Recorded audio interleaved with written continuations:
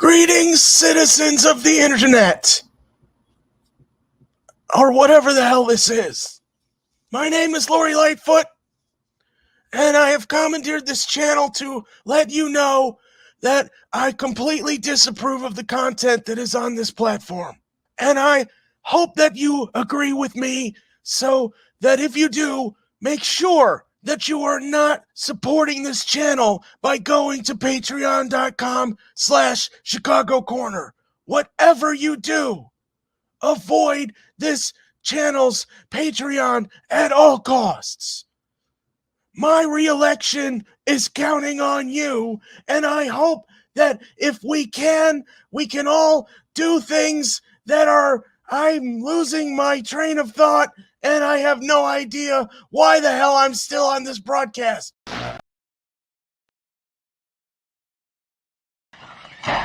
106 miles to Chicago.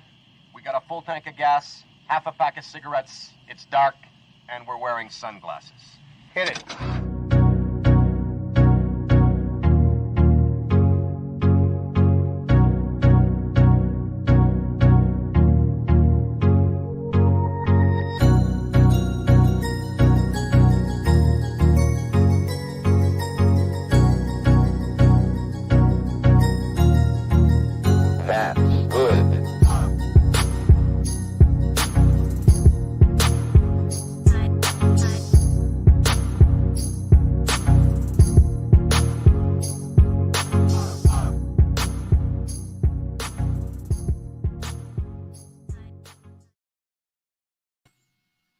Good evening, citizens of the internet, and more importantly, the great city of Chicago.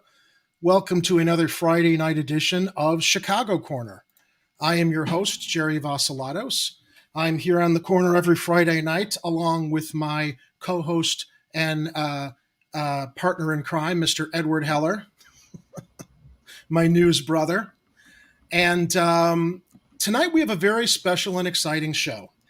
So often we talk about the fact that, as a small fledgling YouTube channel, we have, I think, about 1,570 subscribers. And when people find us, they're grateful that they do, because they say, wow, how did I not find out about this channel? It's, well, we're a small channel growing, don't have a advertising or marketing budget or huge social media presence.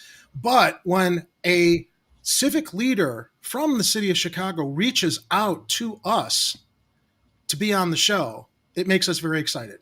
Because It means we're finally actually maybe doing something right, to be a blip on other people's radar, that it's important to us that we share everything that we are here with our viewing audience to, assess what's going on here in the city of Chicago and, make a decision, especially on the eve of what I think Ed and I would agree is probably one of our most important elections in recent memory. Yes, Ed? Yeah, for sure. So before I bring on our very special guest, I want to kind of bring people up to date with some historical context regarding some things that happened during the run-up to petitioning and getting on the ballot. Now, this came originally from Block Club Chicago, and we reported on this, I think it was last month. This is December 23rd, as reported by Aaron Hegarty of the Daily Line. A mayoral candidate knocked off the ballot after petition challenge sustained. The petitions of Johnny Legalbo, a long shot candidate, were found not to be legally valid Thursday. Now 10 mayoral candidates remain. Now, Aaron goes into it and shares the Chicago Board of Elections on Thursday adopted the recommendation that mayoral candidate Johnny Legalbo's nominating petitions are not legally valid for the reasons detailed in the two separate cases that were filed challenging his petitions. The decision shrinks the mayoral candidate pool for the February 28th election down to 10. Logalbo was one of the 11 mayoral candidates to file petition signatures last month for a chance to make it on the February 28th ballot. Though a long-shot candidate, Logalbo's petitions face separate challenges from Andre Holland and Devlin Shoup. Holland's challenges to Logalbo's candidacy takes aim at his failure to file the necessary paperwork, including a statement of economic interest, to officially make it on the ballot as a mayoral candidate. Holland also challenged the number of signatures Logalbo filed. The minimum required number of signatures to make it on the ballot as a mayoral candidate is 12,500. Shoup filed a challenge against Logalbo's candidacy and petition signatures on the same grounds. Logalbo does not appear to have created a fundraising committee for his campaign with the Illinois Board of Elections, but he was one of the 8 mayoral candidates who attended a Northwest Side Mayoral Candidates Forum hosted by the 38th Ward Democratic Organization last week. And that's where we first met Johnny and had a chance to interview him on camera along with some of the other candidates regarding his presence at that forum, which Jesus the Stash Garcia and Lori Lightfoot did not attend. Lori was represented by a table with campaign literature, while Logalbo and the rest of the candidates were present to answer questions from Ben Jarofsky. Logalbo had posted on Facebook several times in the past week, and on Thursday wrote, "Don't worry about hearing news about me now, about me being kicked off the ballot. It's no surprise to me I'm attempting a legal move by filing motions on these 2 issues, and we will see the outcome. If they don't protect me, I will run, no worries." The Electoral Board's decision comes one day after mayoral candidate Jamal Green and Willie Wilson and their supporters withdrew challenges to each other's petitions, securing each of them a place on next year's ballot. But as of Thursday, mayoral candidate Roderick Sawyer is still facing a challenge from Wilson supporter Ricky Hendon. I think that got dropped also, obviously, because Roderick Sawyer is still on the ballot. Mm-hmm.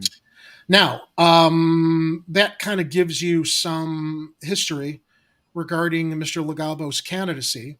And Mr. Logalbo will be running as a write-in candidate, if I understand correctly. And here to share more with us in regards to what happened, because let me also preface this by saying Johnny's campaign manager reached out to me, and I said, well, from my understanding, the challenges that the Board of Elections removed Mr. Logalbo for seem to have been legitimate. And Johnny's campaign manager said, well, he's acknowledging that, but there's more that went on regarding the inequities, a lot of which we've spoken about here on the show with why is it that the Board of Elections is relying on people to challenge a candidate instead of saying, oh, Paul Vallis, you live in Palos Heights. You're not eligible. You've got a homestead exemption. Clearly, you just jumped into living here in Chicago last March so you can run for mayor. Or Willie Wilson, oh, you live in Hazel Crest. That's where you spend most of your time. There are a lot of things that it seems the Board of Elections is not actually doing on their own, whereby they then rely on challenges for them to light a fire under their ass, do their work, knock people off the ballot while other people stay on, like Vallis and Wilson, after, I don't know, I think cursory investigations are done, but I've spoken too long. Let me welcome our special guest of the show tonight, Mr. Johnny Logalbo. Johnny, thanks for joining us. Thank you very much for having me. So I shared a lot of setup there, and I hope that, from my understanding, it seemed that the Block Club Chicago article had presented the facts as they were presented to the Board of Elections. However, why don't you begin by sharing with us when you were removed from the ballot regarding those charges, the other issues that you, I guess, brought before the Board of Elections to try to, defend the charges, or I guess bring us up to date with what happened since you were removed from the ballot and why you wanted to share these things with us tonight. Yeah, my issue is this. It's about the empowerment of the law that the legislature empowers the Board of Elections. So I spoke to a Board of Elections lawyer, I believe the top lawyer.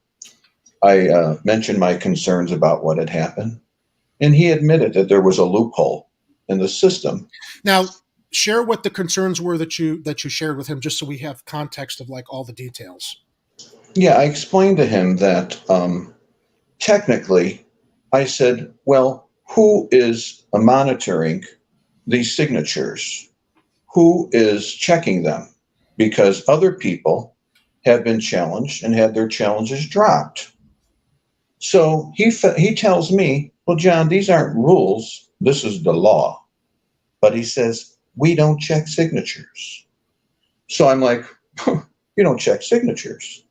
So you're empowered by the legislator to enforce the laws that they created. But then you then go back out of the deal.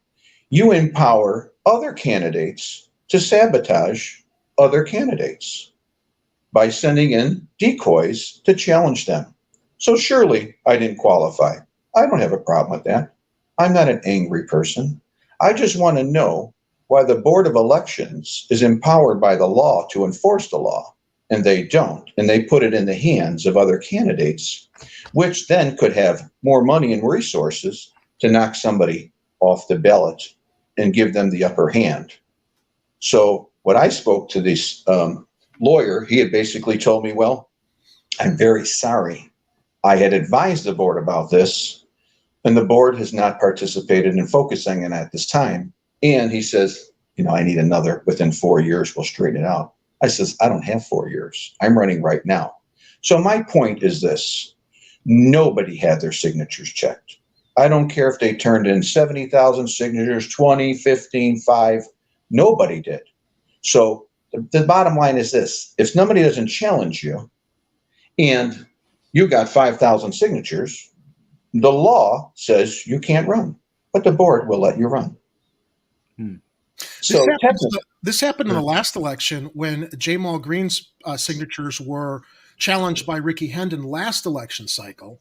And because of the insurmountable legal costs that it would have incurred for Mr. Green to fight Ricky Hendon's challenge, he dropped out of the last election. This time around. Exactly. There was this is the thing. Listen, we saw what happened there. Well, this is the thing. Either they drop it or they can't afford it. So they knock you off. So here, if the legislature empowers the board to have these rules, well, then it should stay in the board's hands. Like, for example, when I went and filed, I didn't even know I had the wrong statement of economics. I went to the Board of Elections and I says, I'm running for mayor of Chicago. I didn't stutter. The lady didn't have a hearing issue. I says, I'm running for the mayor of Chicago and I need the statement of economics. Me being naive my first time running, she gives me a statement of economics document. What I realized when I turn it in, it's for the Secretary of State. It's not for Cook County. Oh, jeez. So when I turn it in, the lady says, well, you don't have it. So she didn't check it off. I says, ma'am, I have it here. On the Secretary of State Statement of Economics, it says, mail it to Springfield. So I have the envelope. I have everything sealed. I got a copy. I says, here, I have it. It says mail to Springfield. So she doesn't say nothing, sends me through. But this is the kick. I filed with that document being inappropriate, but they let me file. Well, why are they letting me file if I didn't have the proper document? And why aren't they doing the follow-up when the number of signatures are challenged and there's a question about it and then it drops off? It's like, well, there's still a question of it. Who did the process? Yeah. So you know how many people are on this ballot? Most of them may not even qualify, but who the hell would know? Yeah. I can say also in the last election, I was privy to some information and I can't name names, but there was a candidate who claimed to have a lot more signatures than the more mainstream candidates. And a lot of people were looking at that and saying, no, they don't. But right. We were surprised nobody challenged that. But you know why? Ballots. It would cost millions of dollars in time. Yeah. Yeah. So this is not going to happen. Technically, possibly, I could have took my signatures, Xeroxed another 50,000, walked in and did that and left it there. Even if they think it's inappropriate, who's got the money and the time to challenge me? Yeah. Nobody. So it's a big club, and we're not in it apparently, or at least this is the local version, which is it's a big fish in a little pond club, and we're not in it. Well, we're all in it. They just are in control of it, and I understand power. I always respected power, but at this point, when we're all living in danger, and power is still worried about themselves, I'm thinking, well, there's something really wrong here. And I stepped up a long time ago to pursue this endeavor. And it's only because I can't understand why we're allowing all this. And I could actually be a big part of stopping it because I have the ability to negotiate peace. You know, people say these candidates I'm going to stop crime. You ain't stopping crime. No. You ain't going to stop crime in a million years. They're going to overfund the police some more. Look, the top three candidates that are being shoved down our throat, Johnny, you know, it's got to be Lightfoot, it's got to be Vallis, it's got to be Garcia. And it's like they're the worst candidates because their experience shows they've not solved any problems through their years of service. And, you know, for example, I'm not shy about saying I really like Jamal Green, right? Well, he's too young. It's like, I don't give a shit he's too young. He's got good ideas. He lives in the communities and has been active in the communities, trying to help those communities he lives in. He understands the problems of the community, from the crime to the fact that kids don't have support, youth centers, mental health support, schools are closing, job opportunities. Does Garcia know that? Does Lightfoot know that? Does Vallis do any? Of course they don't. What's their solution? To throw out the red meat, do the dog whistling. Well, we're going to be tough on crime. We're going to put more cops on the street. A cop can't be in front of everybody's door to stop crime. You need to get to the root causes that unfortunately feed into crime. And a lot of that has to do with mental health. A lot Mental of it health, has to do with desperate people who don't have opportunities in the communities that they grow up in, or sadly, they have a generational cycle of abuse where their parents don't know how to raise them right because they weren't raised right. Because they were abused growing up in these same abandoned neighborhoods and on the south and west sides. I'm not going to be shy about that because we are the most segregated city in the country. Segregated from what I see. And a lot of the issues that you spoke to, starting with mental health, were key in solving some of those problems. Yeah, that's the whole. If you don't get to the core of any problem, you're not solving it. And the people that are causing problems have problems with themselves. And if we don't help them and rewire these problems that they're having internally, people tend to, like all these candidates, they're dealing with the symptoms. You ain't going to fix nothing when you're dealing with a symptom because you're not at the core. So if you don't help people overcome their demons and get them right, and help them overcome their problems, which are making them do these things, which are using guns, knives, crime, you're not going to solve nothing. So my vision was to bring a lot of people who actually came out of the prison system, who found a productive life, and use them as allies with me to help those, to inspire them who are down this road, to say, hey, there's hope. I grew up in your neighborhood. I did this. I spent 14 years in prison. I'm having a productive life right now. If you like some guidance, we'll bring it to you because you can't force people. And then I want to bring up another thing. These candidates, our top candidates, they're only there not because of character. They're in our face to choose because of money. Now, this is a big fallacy because we never get to know the character of the human being. And you're left with the character after the election. The money is an illusion. And I'm going to tell you something else. I didn't take no money. I got no money. What happened was that I knew a lot of people with money. But if I went to them and asked them, then they would be a piece of me. I'm a leader. I know exactly what to do. Treat people with respect. It's not rocket science. But if I take between Lightfoot, Vallis, Chewy, and Brandon, you're talking $12 to $14 million. Now, the people who gave them people that money, you actually think they're going to let them serve the public?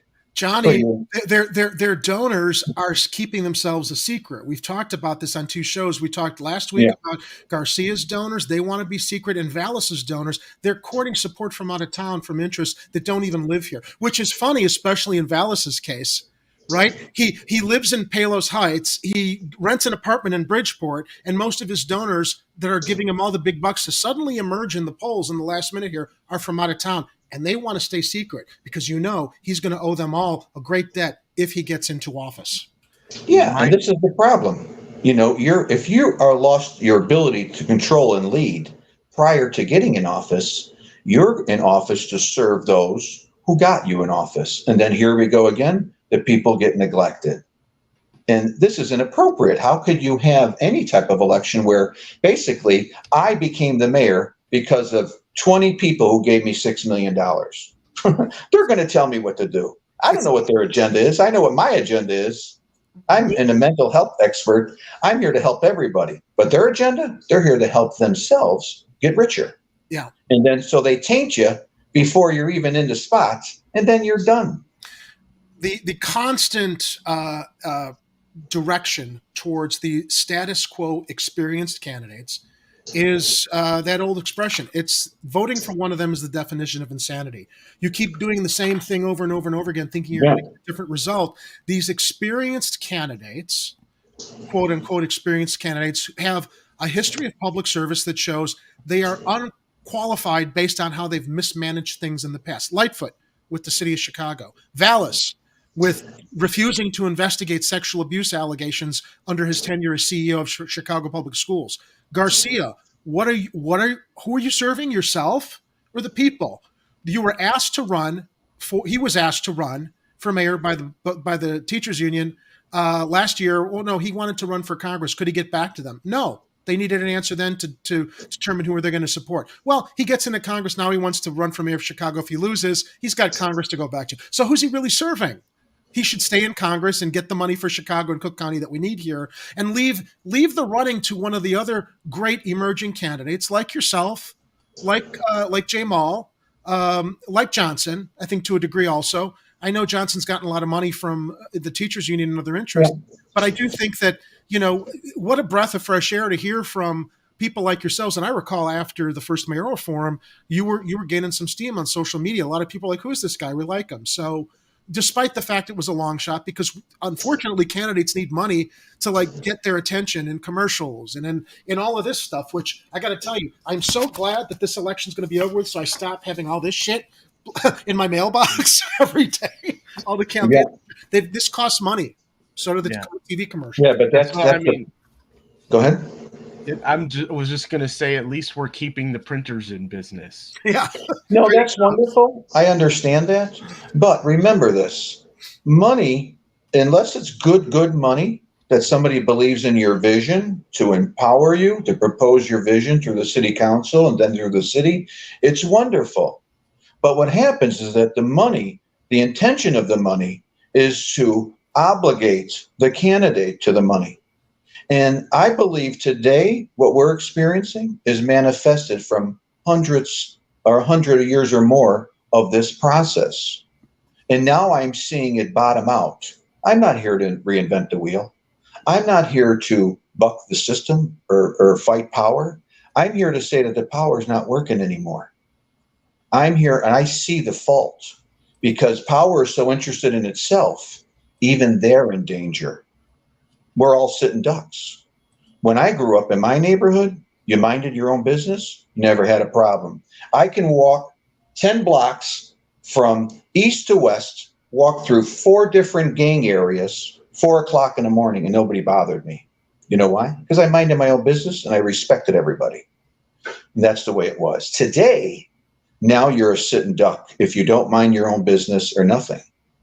And what's happening is that everybody, we point the finger at Lightfoot, we point the finger at these administrations, but I want to tell you something. Is it the money that's been telling Lightfoot what to do? Is there something going on beyond this? Is Lightfoot really pulling the strings? Or is somebody using her to destroy the city and our lives? And that's where I come in. Johnny, here's our speculation on that as far as it comes to Garcia too.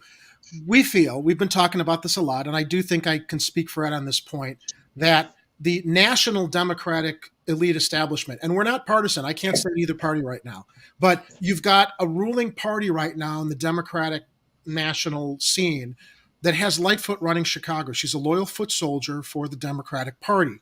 They see her vulnerable.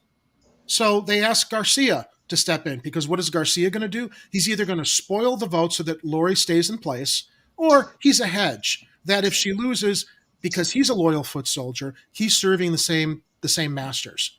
That's what I see with his candidacy in the last minute being end of last year, after you and a lot of other candidates had already hit the streets and started sharing your message and doing forums and doing appearances and sharing your platforms and your vision for how to fix things, how to create solutions. So I think you're right. Who is she really serving? Well, I would say to a larger degree the business interests that pay for her campaign, pay for every politician's campaign of both parties.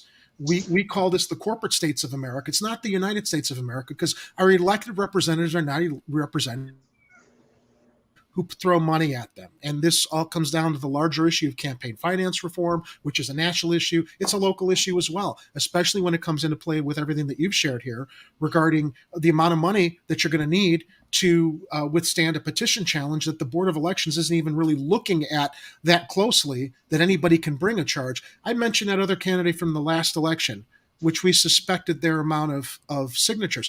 Nobody challenged them because they didn't think they'd really have a chance. But I'm like, but were their signatures numbers legitimate or not? Why didn't the Board of Elections really look at that? And you're telling us that the representative of the Board of Elections said they don't even look at them. They only rely on the challengers. That's how we're to understand this? Exactly. So what they do by doing that, they empower political sabotage. Right. That's what happens. They're empowered to enforce the rules.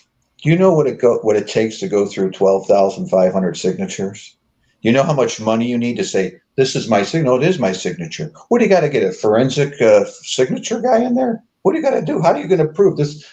So this is very costly. So I believe the Board of Elections doesn't even want anything to do with it. Well, they don't want to do their job. They rely on the challengers to go through the petitions, look for what might be an example of roundtable petition set signings. And then the challenger brings to attention what might be suspect. And that's what the Board of Elections accepts as the evidence, but doesn't really go into it further beyond that.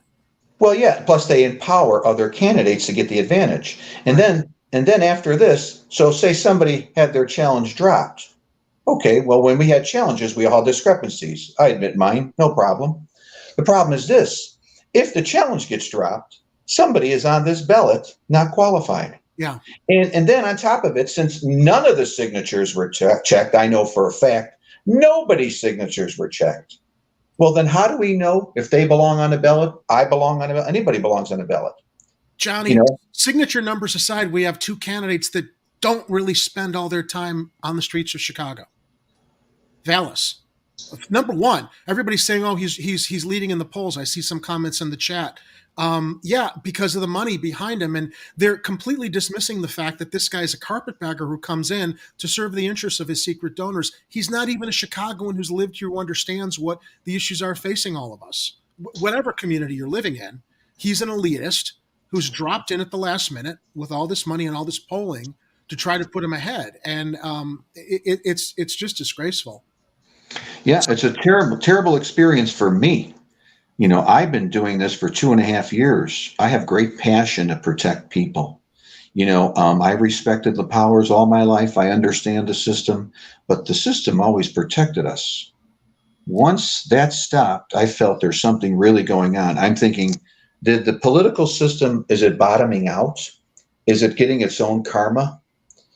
For so long being self-centered. Here I'm running, I'm a mayor of the city. I only help this area, I only help that area because business backed me to empower them. And then I neglect other areas of impoverished people, impoverished areas. And then all of a sudden it comes to a head and everybody's like, hey, these people don't care. They don't care. And then anarchy occurs. So I came along to protect everybody. This is the kind of leader I am. I'm like, I'll take on Harold Washington's quote. Now they get a piece of the pie. With me, everybody eats. That's the idea. That's your job. Your job is to empower all communities and all people to become happy, healthy, safe, and grow within their own lives so they can be functional. And our job is to help them do that. So my administration, we'd be a surrogate parent technically, because that's a whole nother story. But we just step in, bring back these mental health institutions, and get to the core people. Once you have an administration that shows love and respect to the people, immediately this will calm down. Immediately. And I'm a hands-on guy. I want to negotiate peace. I'm not going to come on and say, oh, I'm a big tough guy. I'm going to stop crime. I'm going to get police. The police, if you talk to the police like I talk to the police are a mirage. They're not even there. They can't do absolutely nothing to protect you. If you knew the depths that I learned about what they're going through, you would be very scared. You'd be very scared. Johnny, how are you getting word out that you're running as a write-in candidate? I'm just doing it myself. I send out 20,000 texts with my campaign manager helped me, thank God, to do that. I just got some signs. And you got to remember, I'm fighting another battle. I'm a city worker who lost my job because I wouldn't get vaccinated. I was on a no-pay status for 1 year and 4 months. And they took my insurance away. So I lost my job because I wouldn't get vaccinated. So I've been fighting that battle, lost a lot of money, can't really do much myself to support me. And so I'm just doing the best I can right now. I got signs. I'm starting to put them out really quick, send out the texts. And without money, there's no exposure. But remember, I wouldn't take bad money for that exposure because the most important thing for me as a candidate to run the city is integrity. Listen, I know people with money. I know powerful people. But I can't do it because I'm not here to serve them. I respect them, but I don't serve them. I serve everybody. And I was never going to compromise my integrity to lead this city. It's so bad now. If people don't have somebody they can believe in a role model, somebody good, it's over. It's too bad. It's over. Johnny, for those who aren't familiar with you and your background, can you share a little bit of your background and your history, especially as it relates to mental health, which is a big part of the solutions that you were proposing as a candidate running for mayor? Yeah, I'm more self-taught in mental health. I got 40 hours training from Harold Washington College in 1986. I was a drug addict, almost died when I was 23. I'm 63. So all these years I've been straight, taking care of myself, and I've spent my time just freelancing, helping anybody in any capacity of health, physical, mental, spiritual, emotional. I help people overcome their own problems, and I'm great at it. There's nobody I ever didn't help who was ready, and that's a big part of it. You can't help people who are not ready. So I got 40 years experience in substance abuse and all types of addictions. I love helping people become happy with themselves. I went to school, became an EMT. I don't have a current license, but I surely can save a life. I'm a city worker since 77, on and off, because I left the city in 84 and I went back in 2001. And that's basically my experience. I never had any children, but I did adopt a mentally challenged man when I was 33, and protected him from going into a home. And it was one of the great experiences in my life. He only lived for 3 years, but that's the kind of person I am. I'm for the underdog. I help people, but I don't empower dysfunction. You know, we have to help people to help themselves. Yeah. And that's where it all comes. You can give people anything. If you don't help them get functional in their minds, everything you give them, they will destroy. So I come from a lot of deep background of really getting into the minds of people, and I want to bring that to the city. So mental health is king, because if you can't overcome your own demons, I told you this before, you can't help them. You know, I mean, if somebody's sick mentally and you take their guns away, you know, say, everyone take their guns, take their knives, take it all. They'll kill you with a stick. Yeah. Yeah. You know, I get to the core of the problem. So that's my background. I just love helping people any way I can. How do you see being able to solve this seemingly insurmountable task with reforming how the Board of Elections throws up these roadblocks? And I mean, you got misdirection as far as that the campaign. What was it? The Statement of economics. Yeah, the statement of you were completely misdirected by somebody there, which led down the wrong direction. And they'll turn around and say it's my fault. Because and I appreciate you owning up to that. However, someone at the Board of Elections should know to clarify specifically what it is to point you in the right direction. But beyond that, this idea, this information that the Board of Elections isn't even going and doing the investigating afterwards as candidates try to sabotage each other. I mean, what do you see as a potential solution? What do you see as a potential direction to reform this system? I'm considering it, and depending on what happens in the next 4 days, I'm considering myself. I couldn't afford a lawyer. I'm considering myself filing a motion and to go into court and charge them with aiding and abetting. Because technically, if they're empowered by the legislature to take these laws and protect the integrity of an election, and then they turn and they dump it into candidates' hands who can then use it to their advantage, I'm thinking we missed a ball here. Something's not right. Yeah. You're responsible. So when I walked in, and even if I had the wrong document and it's my fault, okay, I own it, then you should have not let me file. Why'd you let me file? Because it's proof that they don't take responsibility for any of it. They'll leave it on the table. So I'm telling you, if I had 5,000 signatures and the wrong document, it was left on that table for 5 days and nobody looked at it, or I could have made a deal with somebody to not look at it, or made a deal to change their mind, I would be in this election. And the bad thing is this. We go through hell trying to get these signatures, especially in COVID times. People don't want to come near you. And then you had 11 candidates out hustling signatures. Then you had approximately maybe 26 aldermanic races with signatures. So it was very difficult for me. Then I turn around, go through all this, and I find out it's a joke. It's a joke. Nobody's checking nothing. So this is the rules for thee, not for me argument. Statement we always talk about. It's like, and it relies on you having the money. Johnny, I've had to like hire attorneys in different phases of my life to actually advocate for me. And when I was in the right, and it cost a lot of money, and they still bungled it, and I'm out the money. So the legal costs that are related to like standing up for your rights and advocating for yourself. I mean, hopefully you'll have attorneys that don't bungle it. But yeah, no, I wouldn't even get an attorney. No, I know that. I'm saying from what we're talking about is just anybody that's got to like have to hire an attorney to like stand up and challenge. I mean, that's what knocks people out, because eventually you can't afford what it's going to cost. And you don't even have the people at the Board of Elections who are, as you said, empowered by the legislature, doing their job to prevent people from abusing the system to sabotage each other. Right. But see, with me, I'm a different breed because I'm not hiring a lawyer. I can fight all day. I just use common sense. I know what happened, and I can prove, because they told me right out, they don't check signatures. Well, why do you empower people with these rules? They go out, I got to get 12,000 signatures. And then if I didn't, or I did, somebody challenges me, they drop them, I'm on the ballot. So basically, nobody's checking nothing. So what's the point of it? Why couldn't I stay in the race in Frederick Collins? Why not? What's the problem? Nobody's checked. So we made the effort. Everybody should have stood in the race. But no, they wanted to screw with me, and they want to take it in an unfair way. And I did what I did. And, I couldn't get all the signatures, and the document was wrong. It's my fault. Okay. But you turn around and then you don't check anything, and you're saying these are the rules. This is the law. Well, I guarantee you, most of the candidates wouldn't even qualify if they checked them. Yeah. That's for sure. Yeah. Because people scribble. It's cold outside. People are scribbling. Oh, this guy, if he moved across the street and he signed a signature before and had a different address, he'll get knocked off. It would take years. So why do they have rules that they don't empower?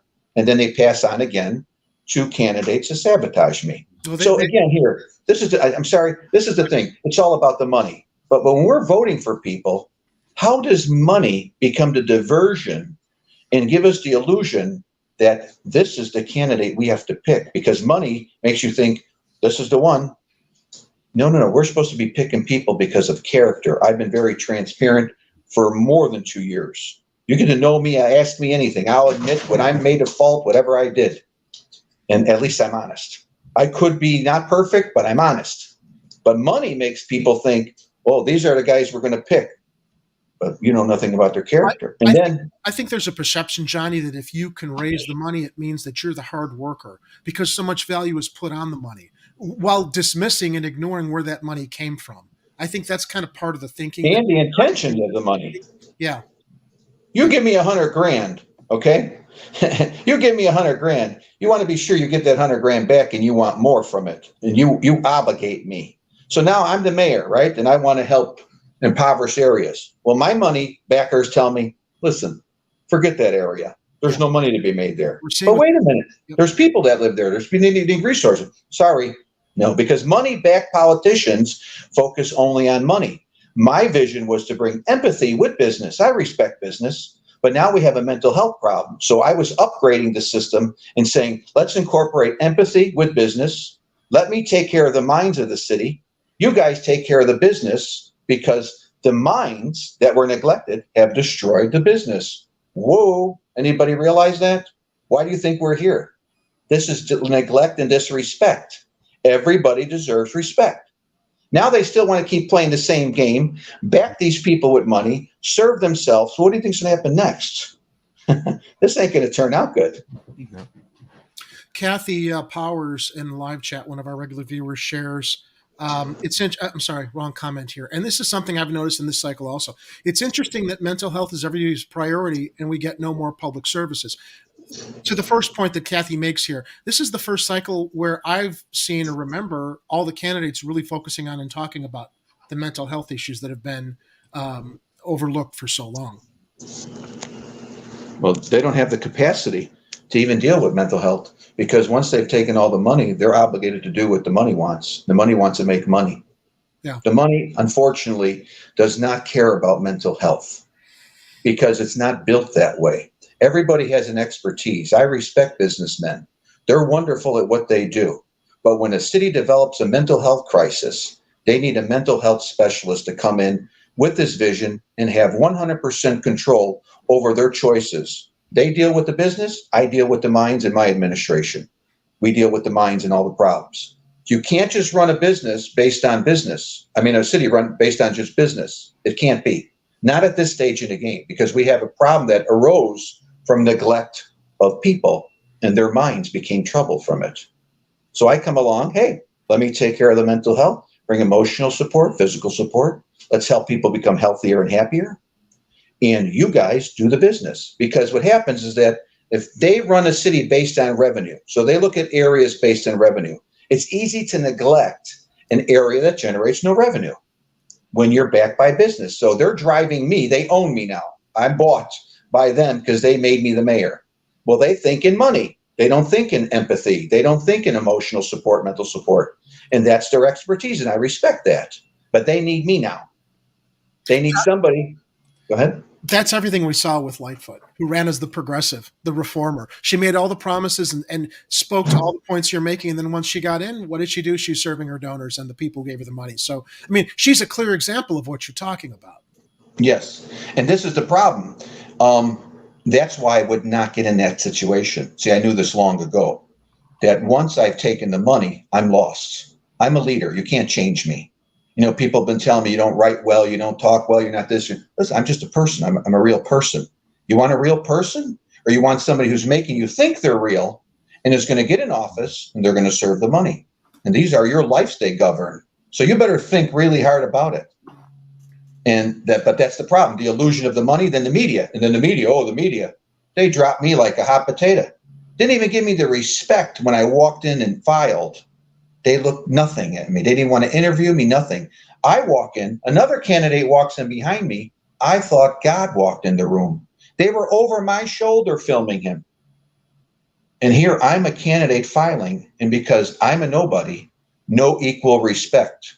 And isn't the media supposed to be the neutral party that stands up for victimization and unfairness? Supposed to be, yeah. Oh, no. Of course not for a very long time, Johnny. Yeah. No, this is very disrespectful. And if I ever become mayor, you know what they're going to talk to? Not me. You didn't want to talk to me beforehand. You talk to my press secretary. You want to be smart with me? No, I don't play that game. I'm very fair to everybody. I have respect all across the city with all races. I built this in my whole life. Just treat people nice with respect. But then when I had that happen to me, I felt terrible. I was like, oh my God, they don't even want to know what I'm about. They don't want to know what my vision was. Am I nuts? Am I crazy? Who do I think I am? Was I sent in by somebody from another country? They didn't even care. And I was like, wow, that's terrible. Well, depending on how things end up this Tuesday, which I'm just hoping it's going to be over with, but we have the possibility it's going to run into a runoff with two candidates, then tying up our airwaves and driving us crazy for who's going to win next time out. What are your plans learning from this experience? Because obviously, you know, you can navigate the system much better, and I understand how frustrating and disappointing it must be to have done all the work, and this was very, very important to you. But what's going to? I'm hearing an echo. Yeah, I don't know. I'm still here. Okay. My plans are this. This vision was to intervene in this crossroad because I see that this is a very dangerous time. I was thinking that we really need a loving, caring, honest leader at this time to create unity through respect. This is was a one-time deal for me. I'm an intervener. I'm a protector. I've seen everything going south, and I'm standing up for the people. And so for me, I don't know. I'm not going to get probably. Why make it a one-time deal? Why not potentially look forward beyond this if there's an opportunity in the future? I mean, you're getting the attention, plus whoever does end up in the fifth floor, you also have an opportunity to either guide and counsel them if they are receptive, if you've got not one of the top three, or be very, very vocal about these issues of mental health that they might continue to ignore. I mean, there is an opportunity, I think, looking forward here to be able to stay on everybody's radar and build a stronger presence, build a stronger, I guess, machine for yourself to potentially emerge next time, knowing what you know now. Yeah, I understand all that. I just haven't thought that far because this was so important to me. And I never planned on attempting to be a politician or run for political office.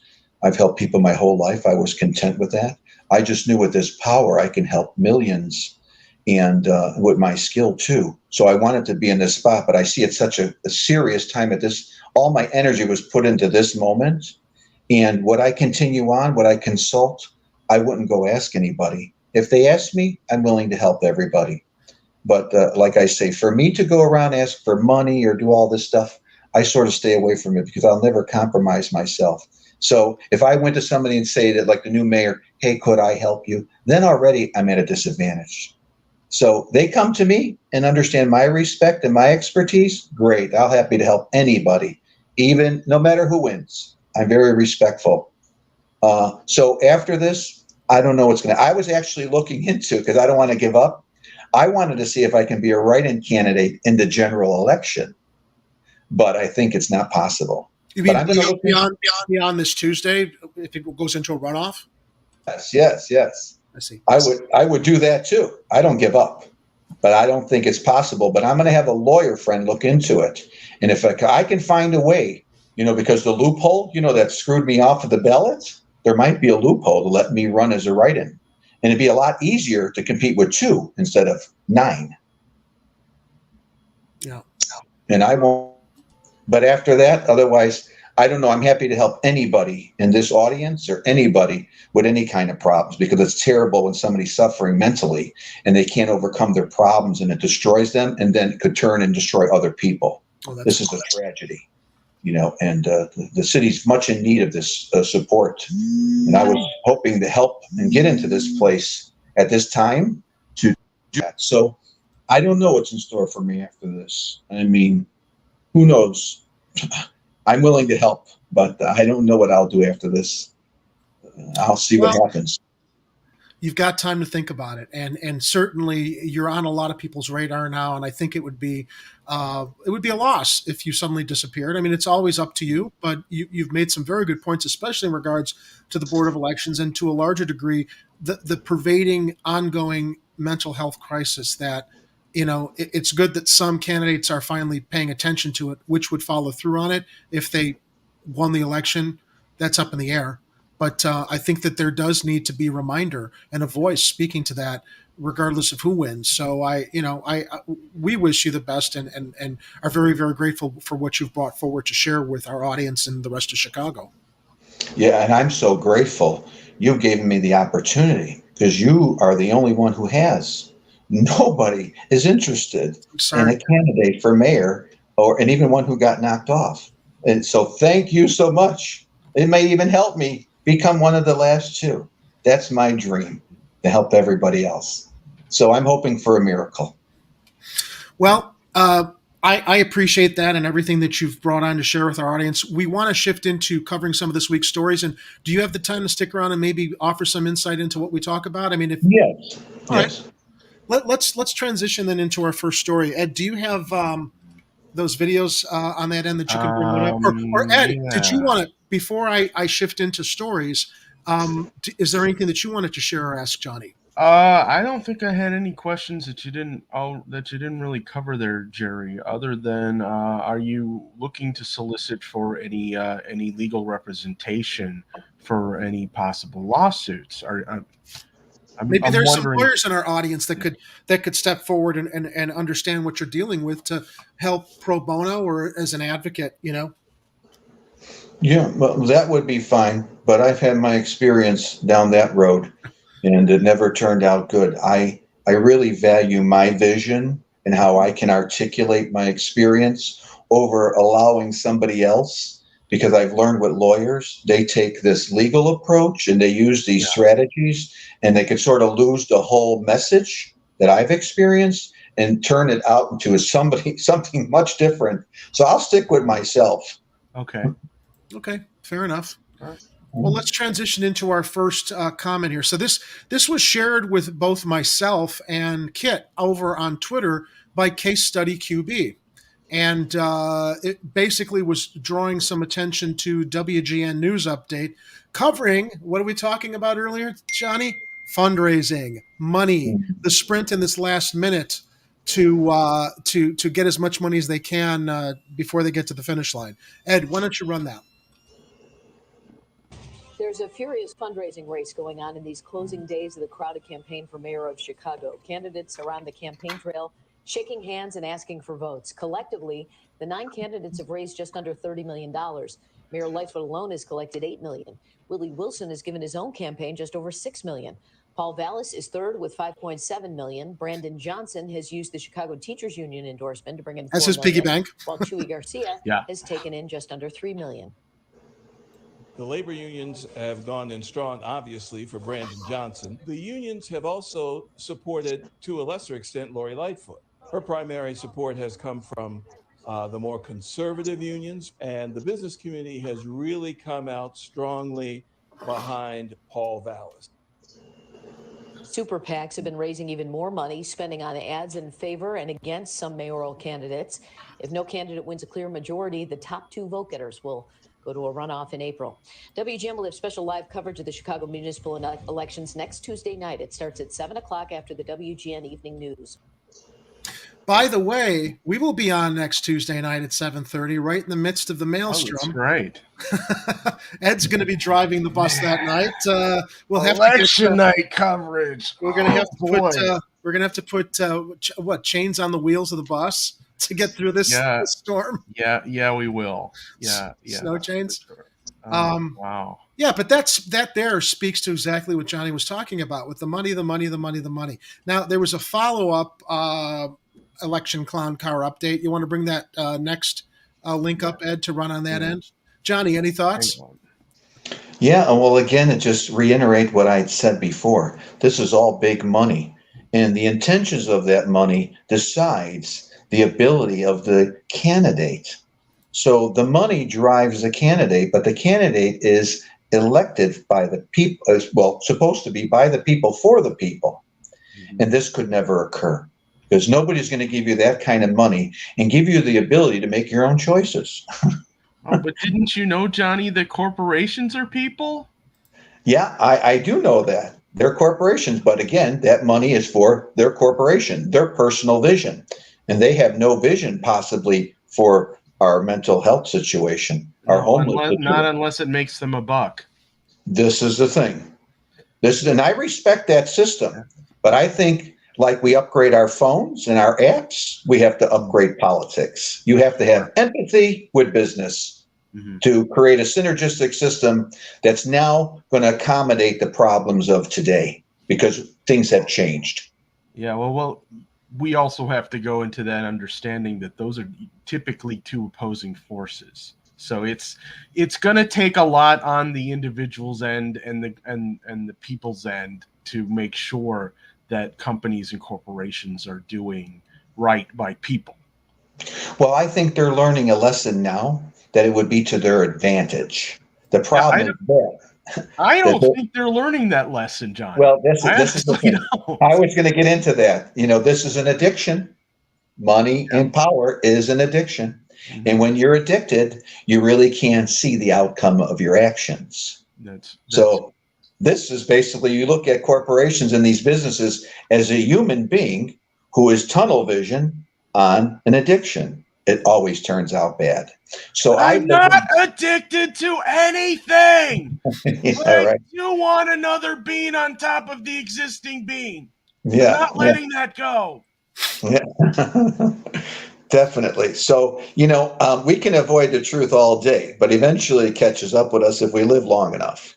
So it's to the business world's advantage at this time to listen to the people, because the people, I believe, have spoken. They're tired of the disrespect. How could you have a business if the city's not safe? What are you going to do? Well, and also, if everybody's poor, they can't afford to buy your stuff. Oh, sure. Yeah. Exactly. And then the government's happy to come in and give you a little money so they can limit your ability to grow, become a doctor, change, because unfortunately, when you empower people, you create powerful people. And I think powerful people are not in the business of creating anybody else to become powerful. And I think that's selfish. It's a hoarding there. Ed, do you remember, we love our movie tropes here. And as we're talking about the insurmountable things facing us, I'm reminded of that scene. Ed, do you remember Jaws? Yes. Remember the scene where Chief Brody and Matt Hooper are in Brody's house, and Matt Hooper brings over the wine, and Brody starts to pour it. And want to let that breathe? And he just looks at Hooper and he goes, Nothing. That's kind of how I feel right now. just need to numb the pain. I'm making myself a Jack and Coke here. So yeah, I mean, I'm being funny here, but it's like we face an existential crisis here every broadcast, Johnny. What can we do? What are we making any difference here? Trying to come up with solutions, or are we just pissing in the wind? No. This is the thing. We're a part of the change. Eventually, it's going to have to change. The people will have to start voting based on character because they've been fooled for too long. When you do something wrong for a long period of time and you get away with it, eventually you don't. This is like, you look at Chicago as a human being who's been doing things wrong. It's going to learn its own lesson. And so is this country.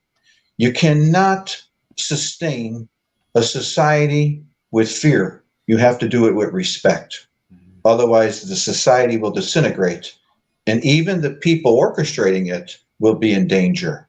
So no, we're not pissing in the wind. We're actually a part of change that's essential, and it's destiny. There's a storm coming, and things have got to change, or that storm's gonna break. As far as I'm wondering, what is the breaking point going to be? We thought COVID would be the breaking point, where it came to our elected representatives recognizing, oh yeah, healthcare for all, figuring out Medicare for all. Maybe we ought to do this. No, we just saw what happened in Ohio, and the absolute abdication of reaction or accountability against Norfolk Southern, who, by the way, I don't know if you've been following the news, Johnny, but Norfolk Southern is expanding in Englewood. And we showed some pictures of their infrastructure and their bridges here in Chicago crumbling. So we're wondering, as far as what happened in Ohio and Norfolk Southern coming through Chicago and expanding, is it a matter of if or when? Yeah. With all the derailments we're seeing everywhere else. But this is because of an absolute abdication of holding these corporations and the big money interests accountable by our elected representatives. We're seeing it across all stratas, from healthcare to infrastructure to law enforcement and police abuse. We're not part of the big club. Ed? Yeah, because money is the diversion. You can pay somebody off. People ain't doing their jobs, looking at these tracks, looking at these bridges, and this is important. Infrastructure is so important. So we have to start investing into the core, and you got to see, well, why doesn't it happen? Well, I think what happens is this: when people get in powerful positions, unless they're very stable and focused and respecting that position, they tend to use that power for themselves. And this is the problem. So you have so many people who acquire power, and they're using it and thinking and focusing on what they can indirectly create that would empower them, when they're not actually in a position to even do that, but they actually use the power for themselves. Because you got to say, why? I'm driving down the street the other day, potholes. I mean, I'm surprised my front end didn't fall off. Yeah. These guys empower themselves, gave themselves a raise after COVID. The city's in shambles. You can't walk down the street. The bridges are falling down. And what's happening is that, I'm a leader. I come in and I say, well, you leave your ego at the door, okay, in the city council. This is not about you, your race, your nationality, your neighborhood. This is about all of us collectively getting together and focusing in prioritization the city's problems, because there's some serious problems that got to get addressed first. But we're not here to fight about what you feel is right for you. No. I'm a leader. I have to bring these people together to say we have to focus on all these serious issues. If you don't have a leader like that, the city council will constantly fight at each other for their own necessities. And their own necessities are tunnel vision to their own worlds.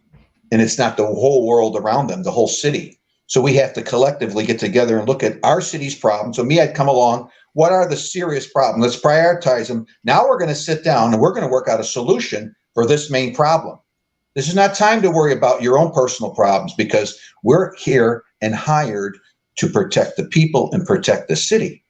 But what happens is there's so many different personalities. They don't like each other. They hate each other, outdoing each other. They're trying to get more than the other. That's what it. Listen, this is. You got to have a leader that can orchestrate and facilitate, and get everybody on the same page and prioritize it. And that takes a very special person. And that's a person like myself, because I make people realize, listen, if we do it your way, look what happens. You give me a better solution. We got to take care of these bridges. We got to watch this. With all this water being contaminated, what do you think is going to happen now if this happens somewhere else? I got a solution, Johnny. I got a solution. Collect your torches and go!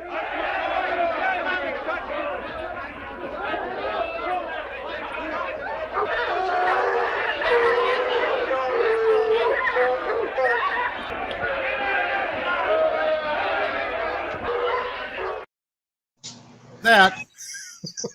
There you go.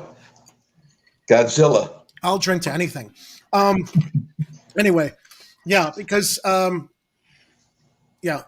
because this is how we feel right now. I want you to get up now. I want all of you to get up out of your chairs. I want you to get up right now and go to the window, open it, and stick your head out and yell, "I'm as mad as hell, and I'm not going to take it anymore." Yeah. We got you in the tail end of it, Ed. That's for sure.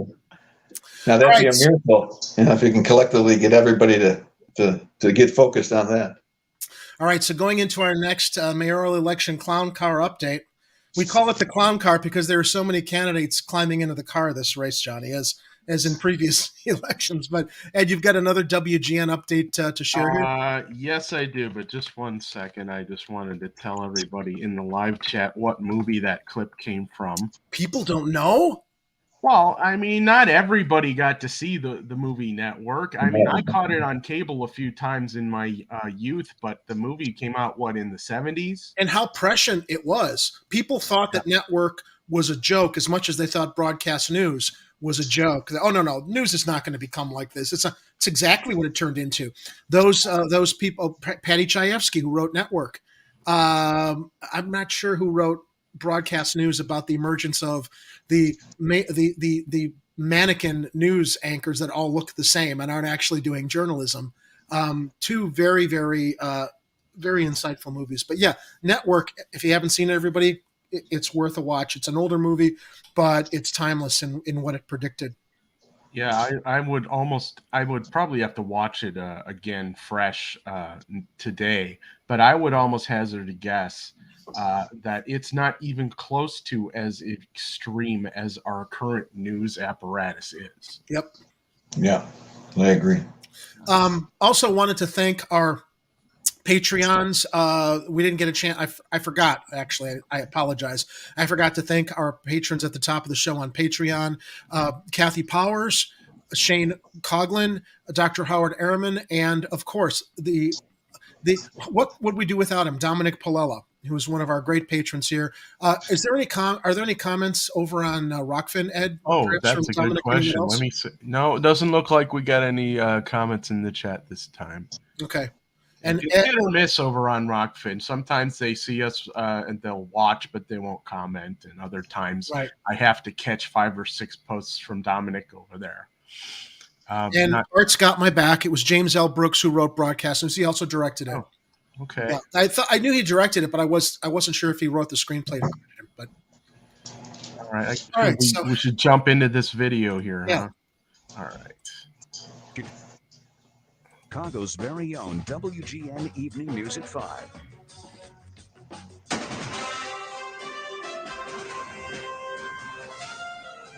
Can I just say I love their news music? I think that's pretty good. It's a great thing. Yeah.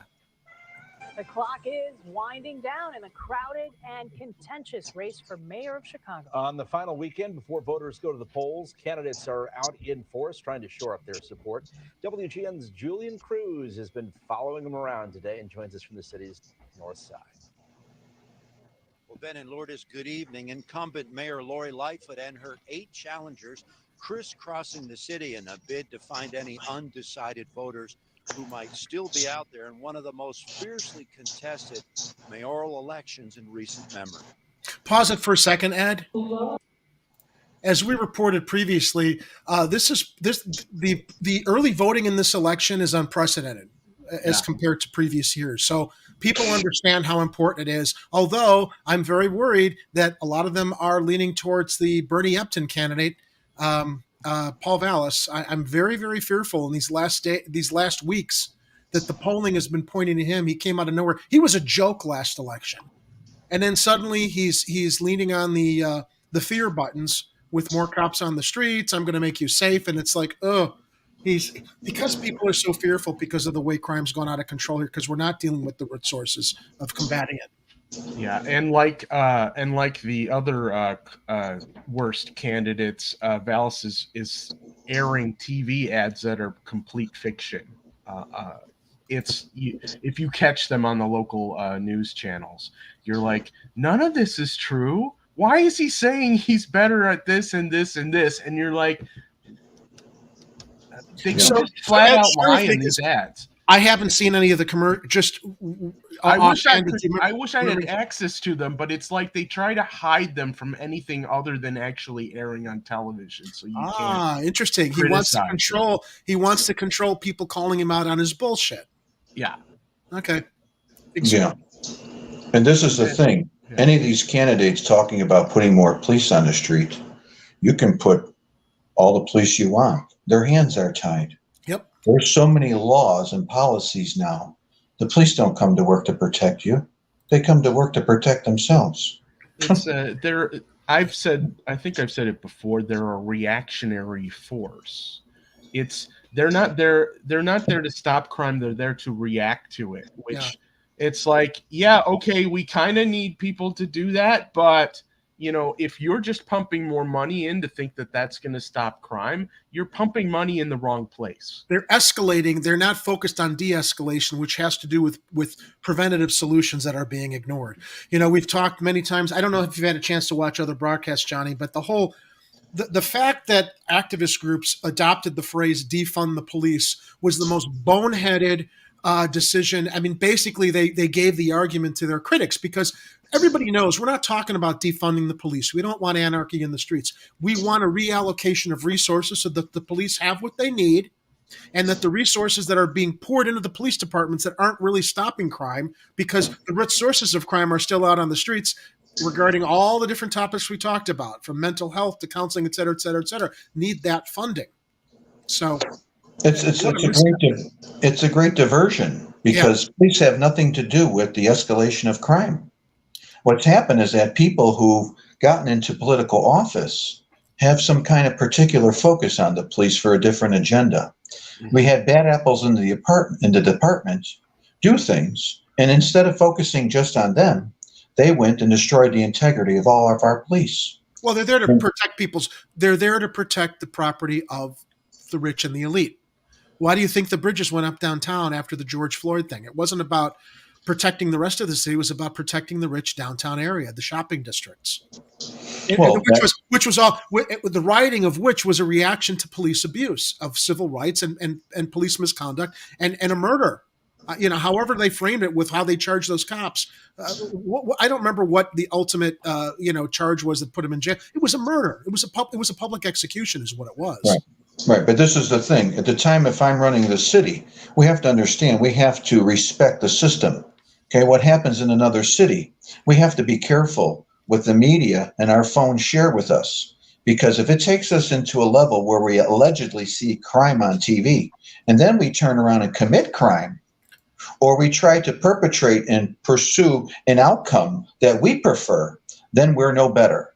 So we cannot allow anarchy when we see something that infuriates us on our phones and on the TV.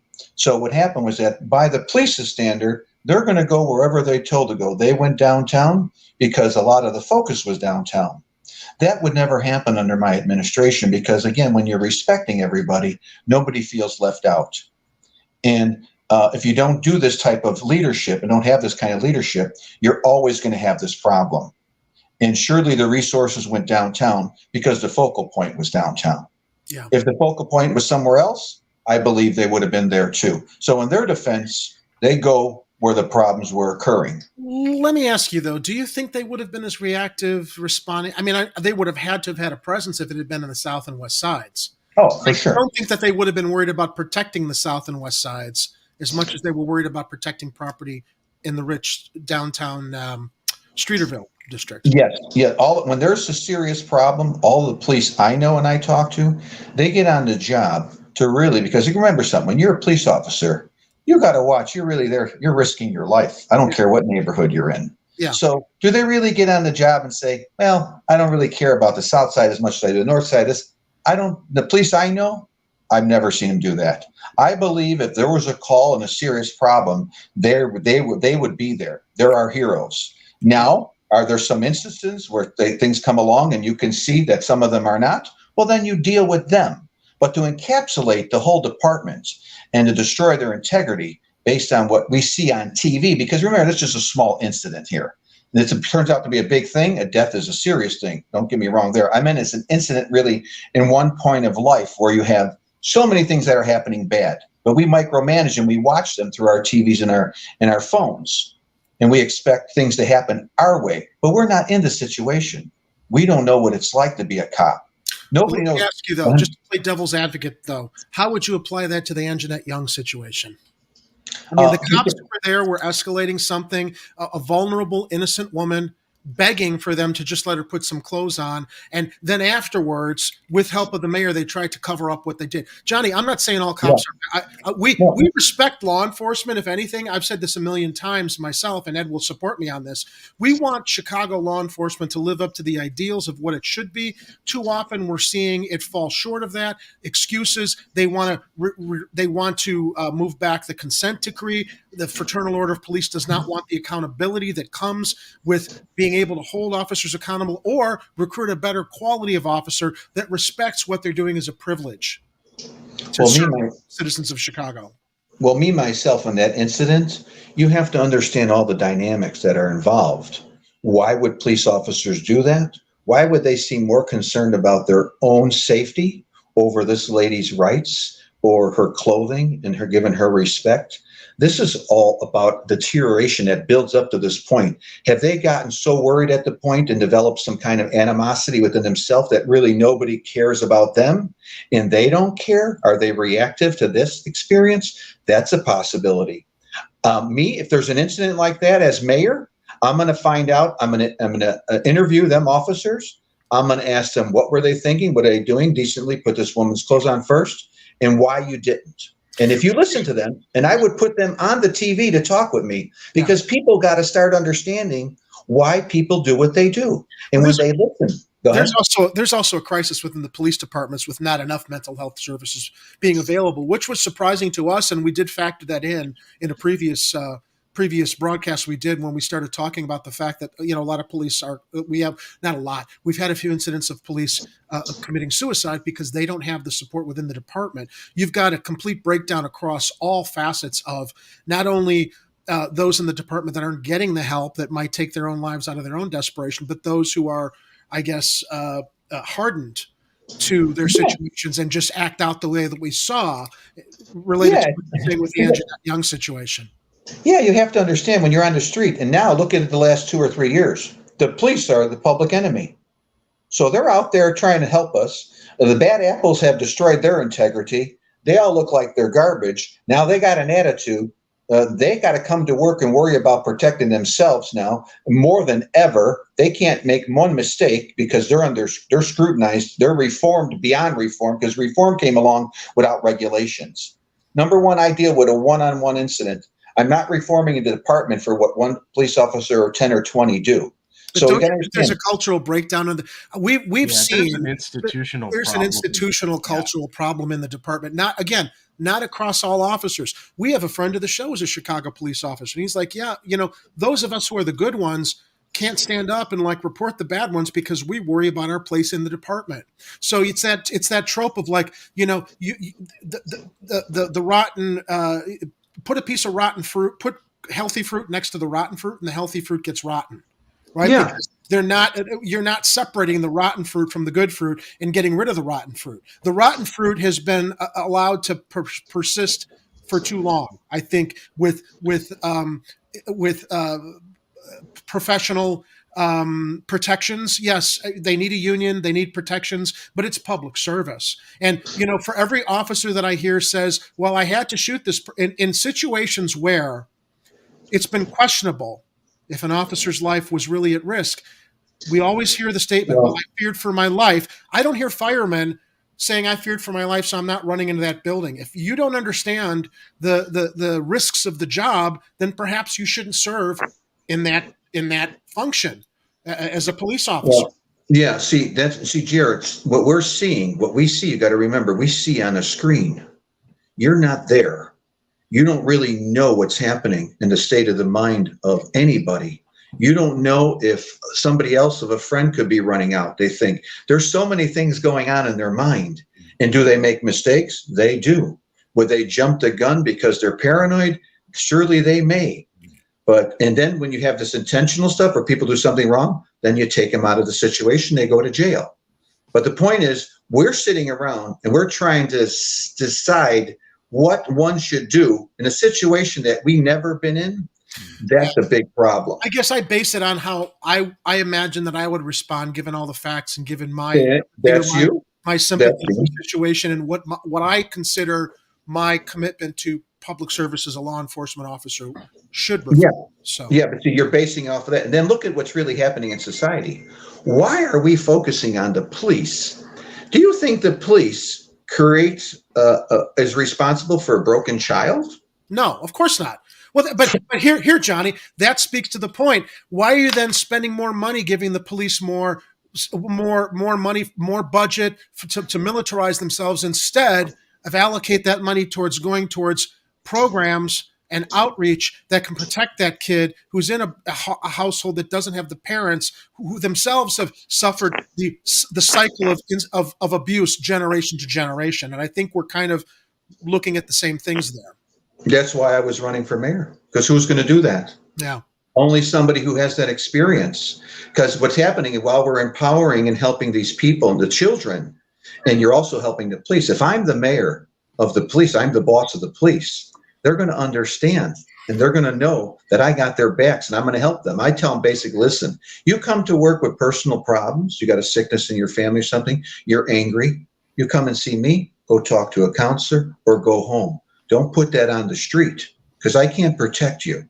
So we look at officers to uphold public service. We forget that they're people. They're people. We're all imperfect people. I don't forget that they're people, Johnny, but I think that sometimes they forget other people are people. That's because I hold them to a higher standard, I guess. Could be, but remember, look at what they're going through today. Now they're the enemy. So I'm out there with a gun at 2 o'clock in the morning. You're sleeping. Yeah, but they're the enemy because there's been generations of cops engaged in misconduct that we didn't know about until all of us could carry one of these around and document it to say, there's a larger problem maybe we're missing that we need to address. And there's this institutionalized thing where the cops have been trained to treat everyone else as an adversary. So it's like they're choosing us to be the enemies unless we prove we're not. And that's not how it should be. Yeah, well, we can't say it's all of them. Well, we're reflecting on. We're going to be generalizing on this program a lot, Johnny, because we can't be everywhere and know what's in everyone's mind. Well, then we really shouldn't interpret it. But I think we should analyze situations and be able to talk about how we feel about them, and that's what we. No, that's wonderful. What I'm just talking about is this. These are very dangerous situations they're in, and how they react. Everybody's unique. Could they react wrong based on what we believe they should be reacting like? Correct. But remember, we're dealing with people here.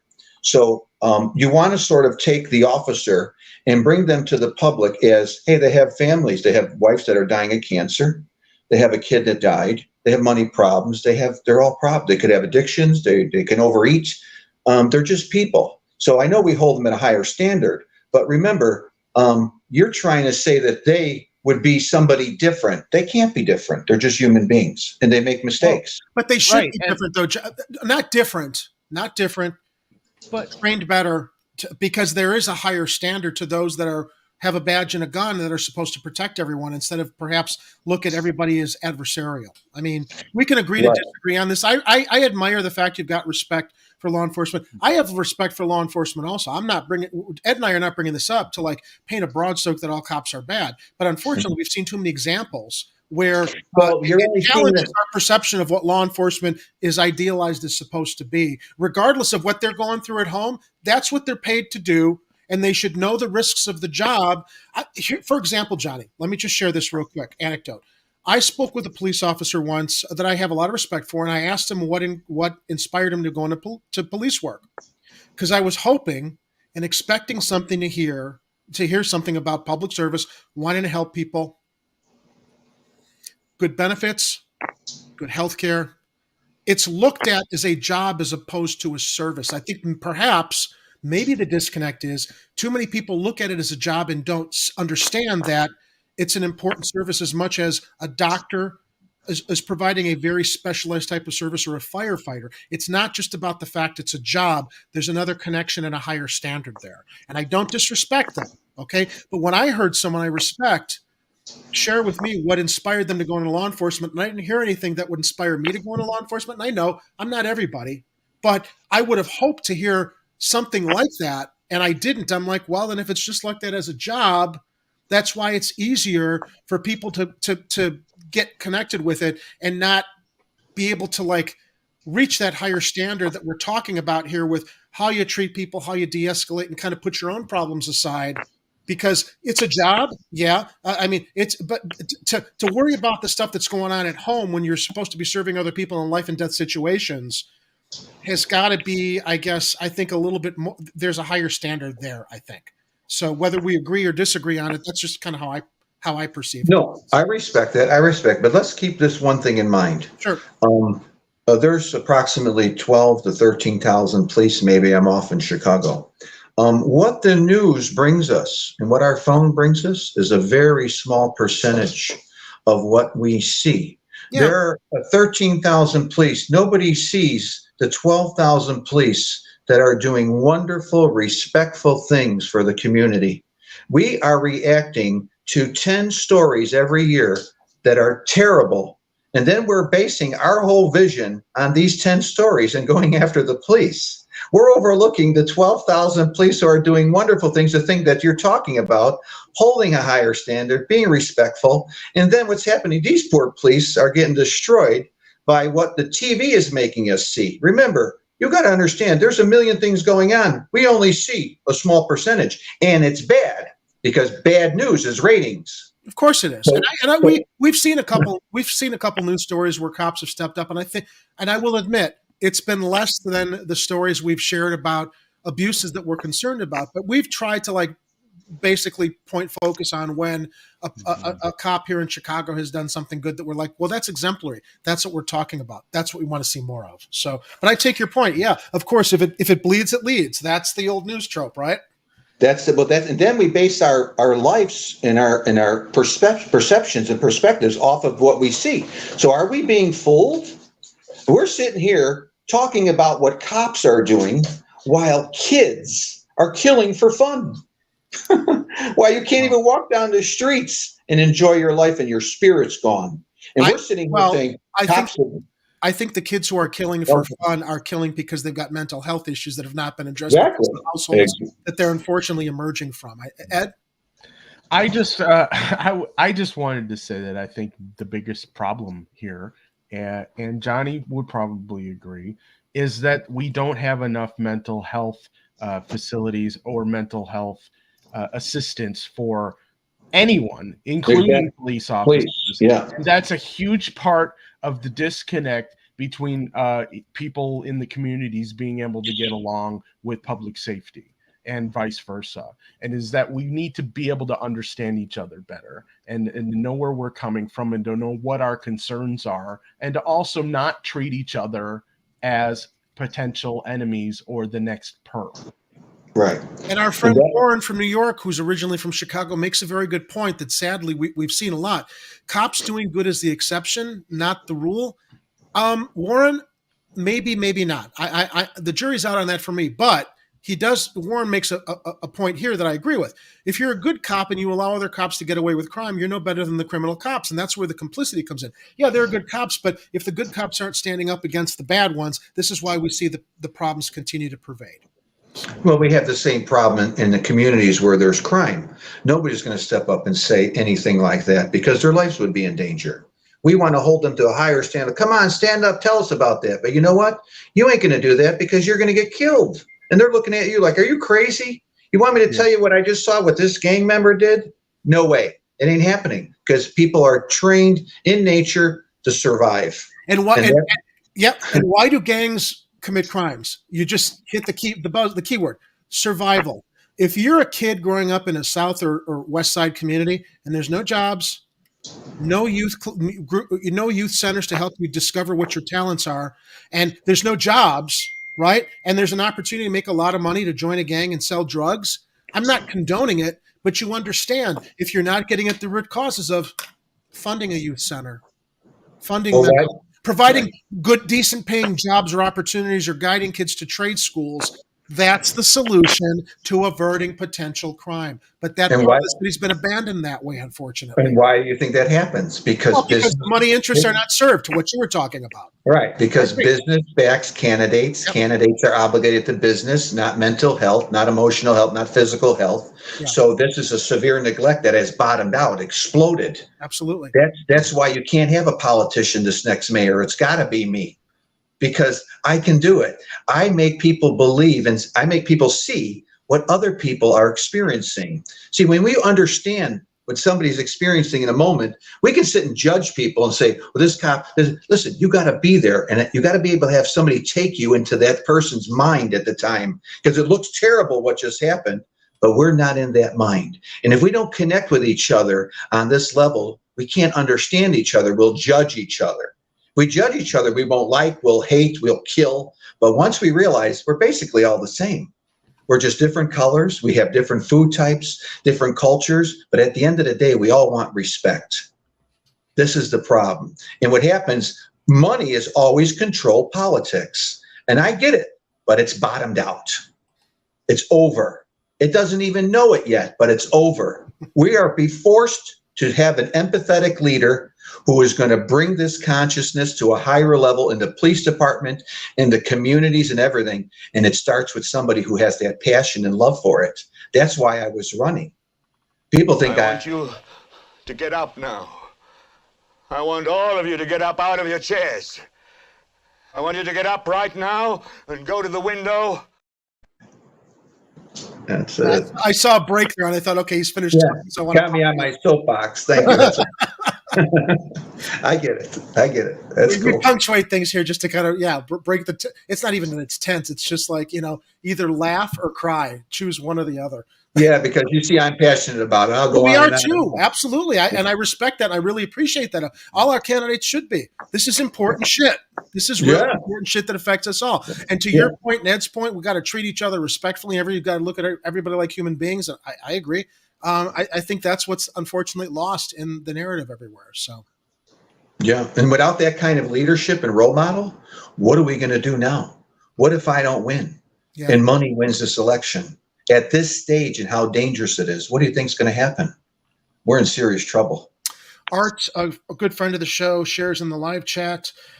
Start teaching and paying high school students to learn a trade, plumber or electrician. Start training them, give them some bucks. Kids will stay away from crime and still get an education better than crime. Following up on our friend Warren, extra bullet from New York. Tell that to the families of the murdered people of color. Tell them to get into the mind of a cop and they'll tell you 50 ways how you can go F yourself. Yeah, it's passionate, man, across all. Well, that's what it is. But with anger is not going to fix nothing. You understand? Everybody needs to help. We're dealing with broken people. Broken people need support. They need help. Okay, we can sit and judge them all day, make fun, talk about race, color, whatever. At the end of the day, if you're born in a situation with no father, no mother, or poor parents that are not functional within themselves, you're bound to be dysfunctional. We have to step up as a society, as an administration, and look at the core problem. Everybody suffers internally.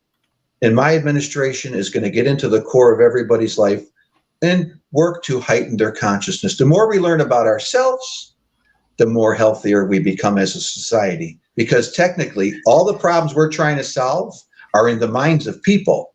So if you don't get into their mind and help them, you ain't going to do it. So all this, the candidates talking about, remember, you're looking at symptoms. I'm going to do this, I'm going to do that. That ain't going to help nothing.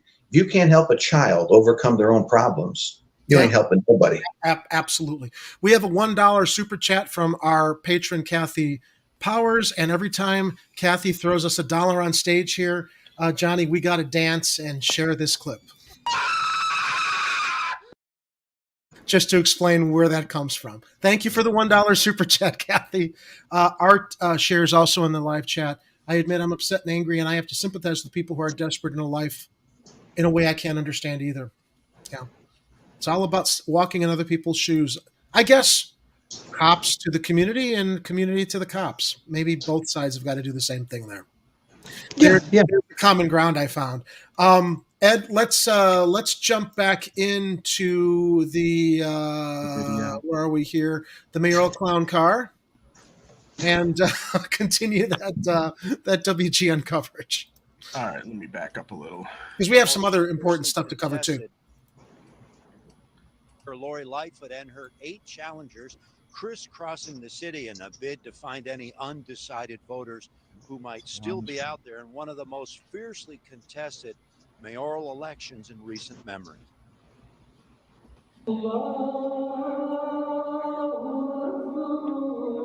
Friday prayers at the Muslim Community Center on Elston. I have been a worker in communities across Chicago for all people. Congressman Chuy Garcia hoping his progressive bona fides win support from the largest Muslim congregation in the Midwest. I have a lot of long-standing relationships with the Muslim community. They contribute so much to the region's economy. Ed? I am right.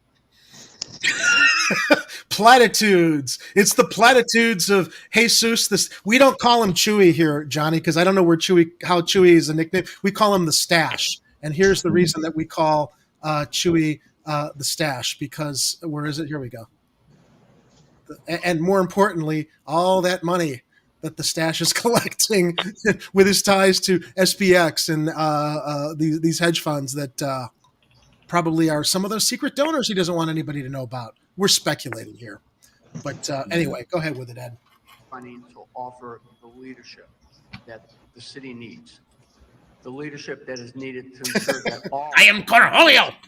I need TP for my bunghole. Former school CEO Paul Vallis visiting the mosque earlier in the afternoon, making his case for the Muslim vote. My record is rock solid. It's the reason that my polls are up. It's the reason that I'm... That's what she said. He's got a rock solid record of being really, really bad. Yeah, he does. It's infuriating that he can just come out and just lie like now. That. Kathy has a good comment here, not about Paul. I will give Mr. Vallis credit. He's gone out to black forums. Chewy doesn't show up for him. He does. He went to this Muslim forum, but he doesn't show up to the forums that the African American community has been inviting him to. And I know that for a fact because Kathy is one of the members of the People's Response Network, and Chewy's team is not. I'm sorry, the Stash's team has not responded to any of their invitations for him to come speak at any of their mayoral forums. Milos Paul. Mayor Lori Lightfoot in Andersonville at this LGBTQ-owned record. Of course, here come the identity politics. Look, if I want to get the coveted LGBTQ record store customer voting base, then that's my business, mister. Not reach the finish line. And my goal is obviously to be the safest big city in the country. We are definitely bending the curve finally on violence. We're one of the few cities in the country that's seeing double-digit declines. The incumbent facing... Gentlemen, start your engines. I'm bringing safety to Chicago by destroying the downtown area with all of the carnage that these race cars are going to cause, destroying property. Yeah, it's she says double-digit declines in violence, but what's the actual numbers on catalytic converter thefts and car thefts and all of the other stuff that doesn't actually end up in a murder or an assault? Listen, if you don't believe it, if you don't see it, you don't believe it. So they're going to say anything at this point because they are fueling, And they do. Yeah, they do. And the best is people are even considering them. Remember, we're still overlooking all the money behind them. They're done. Oh, we're not overlooking it. We know it's there. It's just how do you combat it? That's the problem. You vote for me. Okay. That's what it is because nobody's supporting me. To be the city's next mayor. Right now, what we're seeing is the progressives kind of battling it out. My name is Bobby Rush. In this new video released today by the Lightfoot campaign, former Congressman Bobby Rush throwing his considerable support behind the mayor. Lori is good for the city of Chicago. She's good for the South. Oh, Jesus Christ. They pulled this poor man out who's having health difficulties to pimp for her. Yeah, and to have the guy, it's terrible how those police just ate all of his microwave popcorn. Yeah. But I don't think voting for Lightfoot is going to fix that. No. $3 super sticker from Constitutional Conservative. Thank you. Shore up support in Chicago's black community. In Andersonville, Julian Cruz. Okay. Now, speaking of Lori Lightfoot, okay. That's not her. Lori has encouraged everybody to go out and vote early and more importantly, vote often. Now, whether that is first of all, how tone deaf does she have to be in all of the other piles of dog shit that she stepped in with? First of all, telling the South and West Side communities not to vote if they're not voting for her, to then come out with she thinks she's funny. She's arrogant. She's arrogant. That's what it is. Yeah, it's an arrogance. It's an arrogance. Yeah, she's gotten away with this all along. Yep. And that's empowered her. And this is the problem.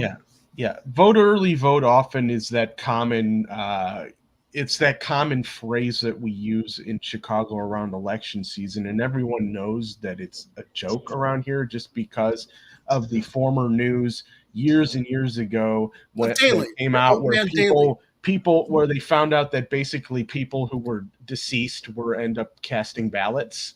Yeah.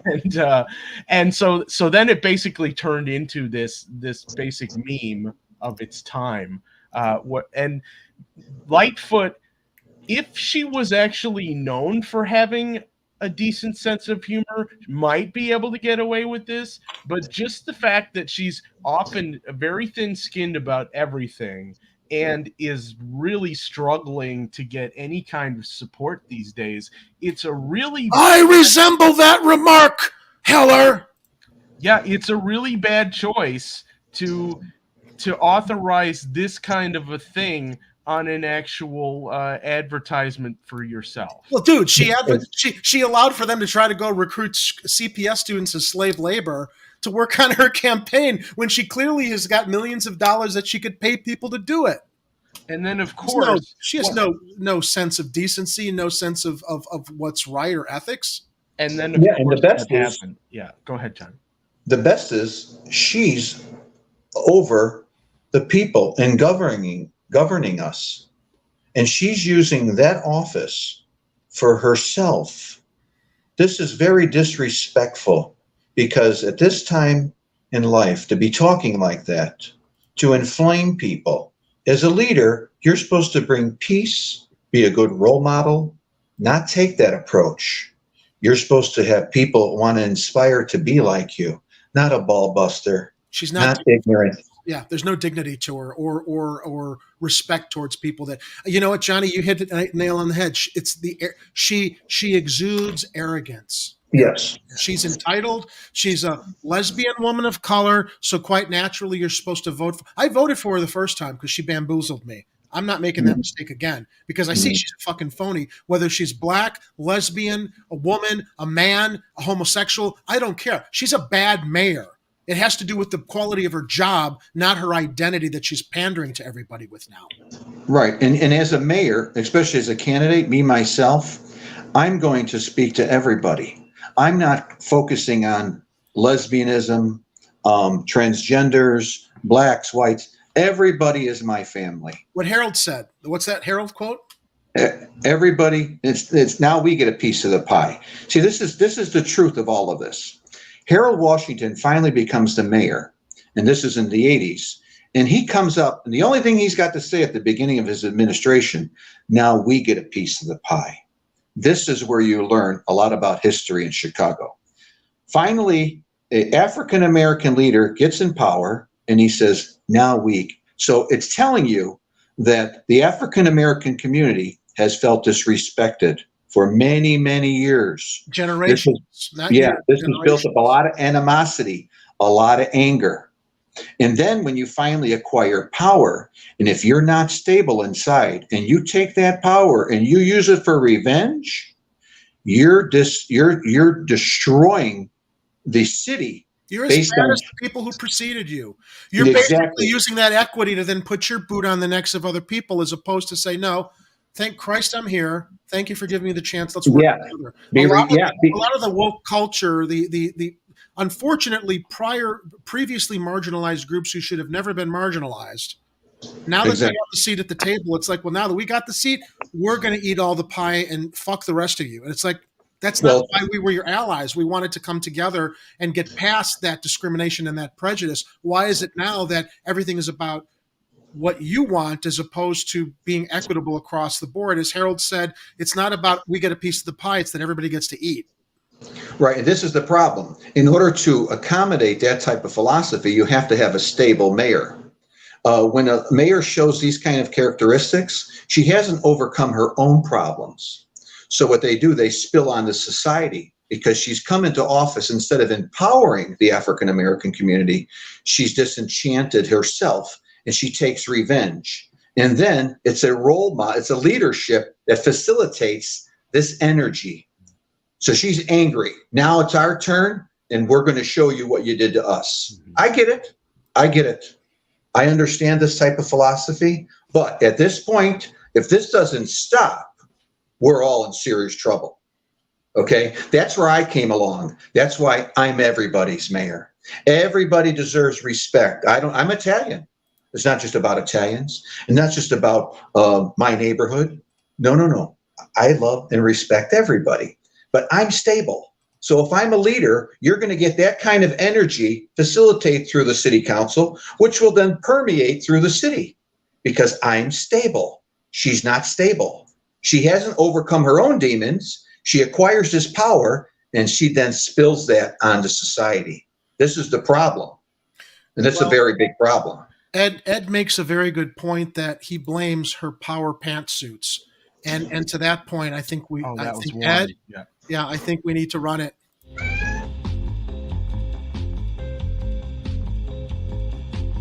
Hello, my name is Lori Lightfoot. While I'm running my city into the ground, I need maximum comfort. And that's why I wear slacks by Hagar. Roomy roll-up slacks by Hagar. When you're comfortable in your complacency. I'd like to just shift gears for a second on this story because there's another angle to take this analysis at, Jerry.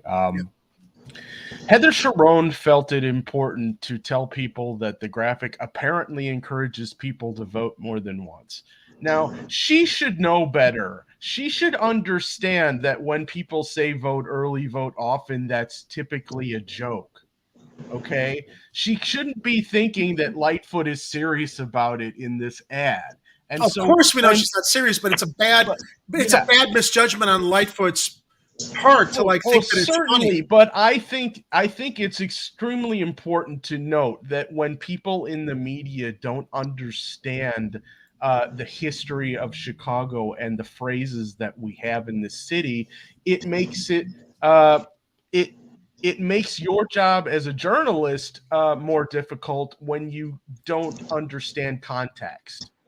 So I want to think that Heather Sharon knows better, and she's just doing this because it's an angle to take in her tweet. I think it is. I think she's poking Lightfoot in the eye for her bad judgment, is what I think it is. Yeah,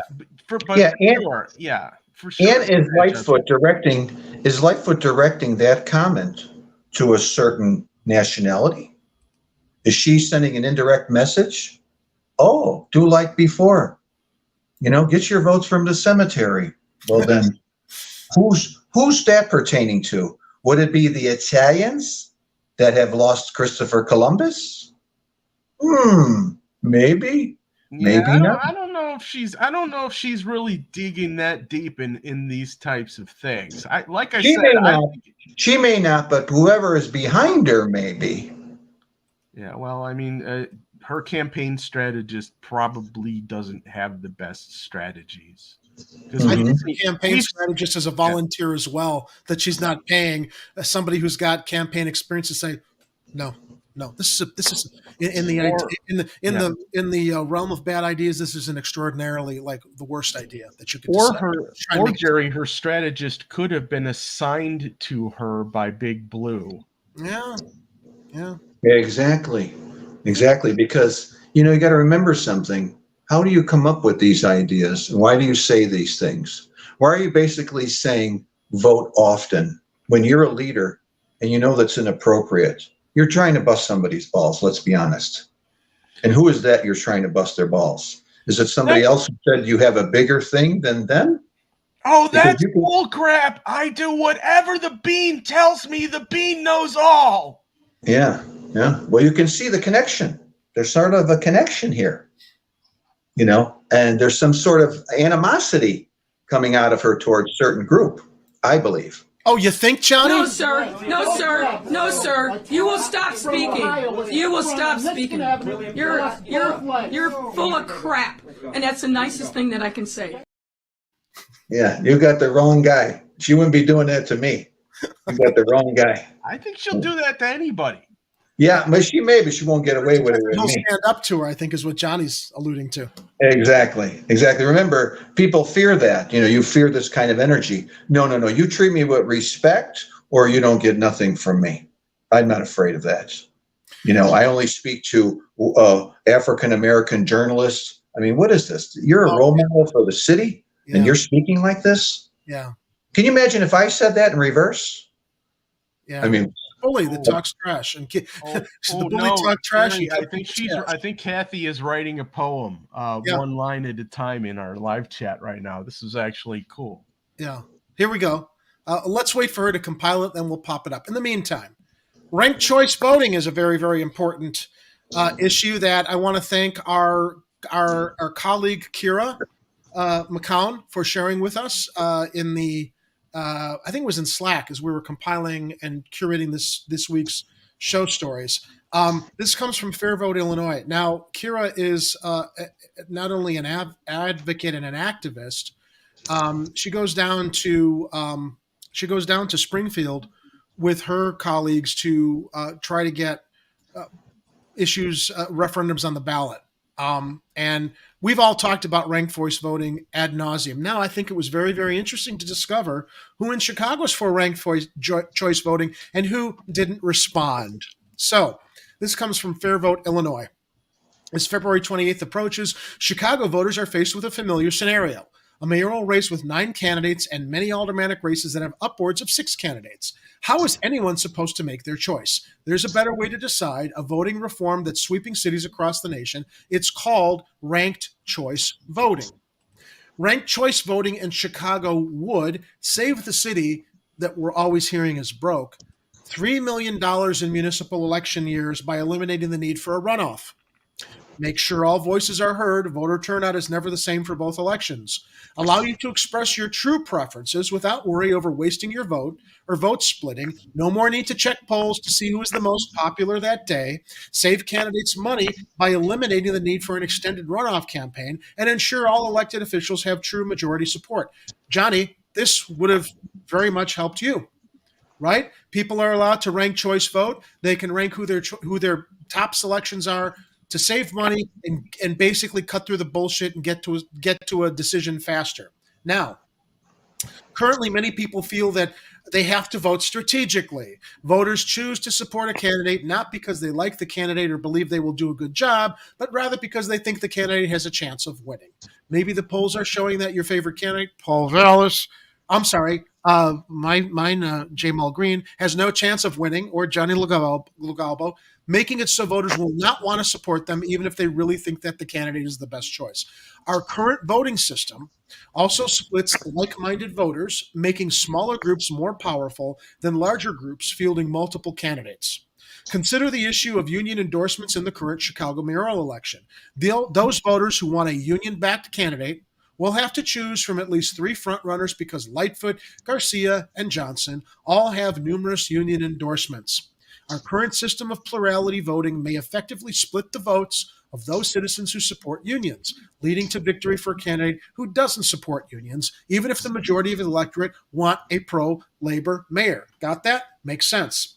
Ranked choice voting can fix these problems. And here's the best part with ranked choice voting. You don't even need a runoff. No one has to come out twice to make their voice heard. You just vote once and rank your candidates according to your preference. And here's an example of how you would do a ranked choice voting ballot. Who's your first choice? Who's your second choice? Who's your third choice? If you're convinced that ranked choice voting should come to Chicago, look below to see which candidates support this. And here they are. Cam Buckner is a supporter of ranked choice voting. The Stash Garcia's position on ranked choice voting is currently unknown.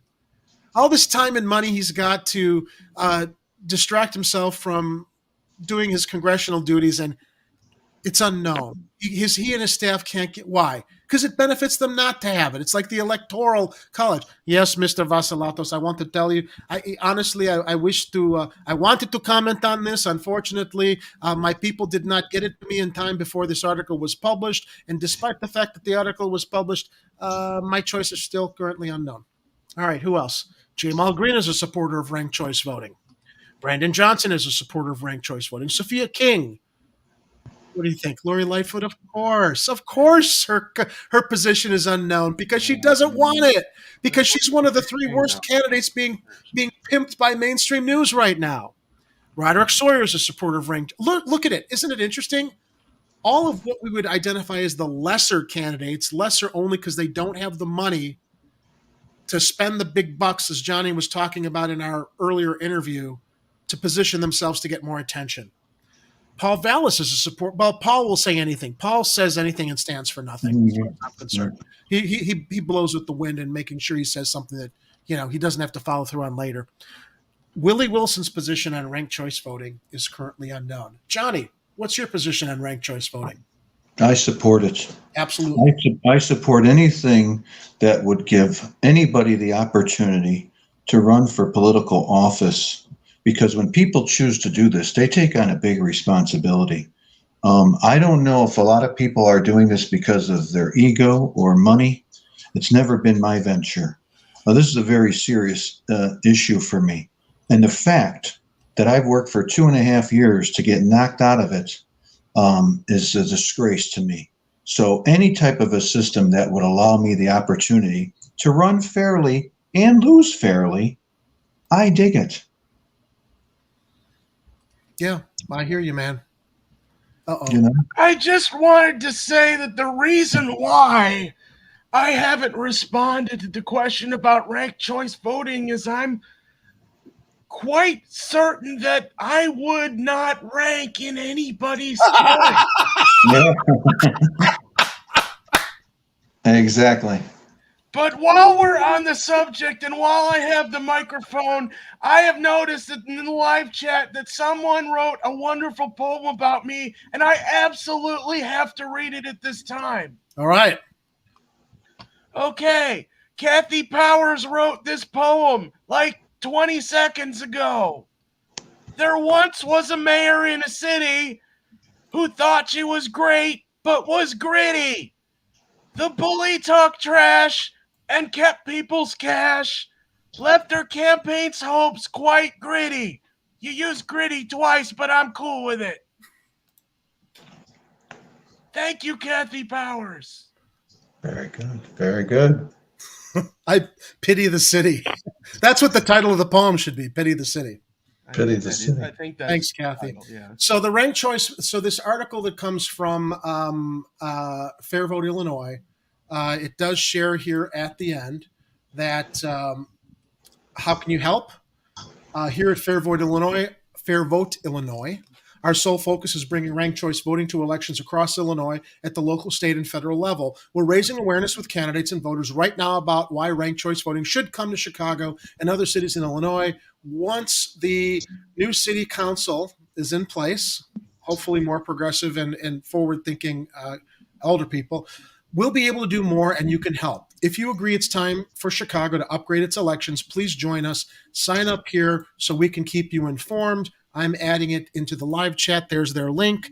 You can also see this in our show notes, linked below, as always, on YouTube and Rockfin. You can also write a letter to the editor expressing why you'd like to see ranked choice voting in Chicago. Sign up to canvass at the polls in Chicago on Election Day. Help us educate the voters, letting them know there is a better way to vote.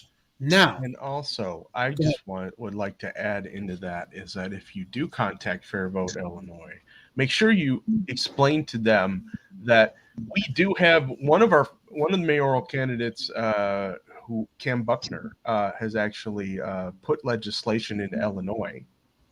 I believe it's currently in Rules Committee where legislation often goes to die, but this is only one avenue for getting ranked choice voting.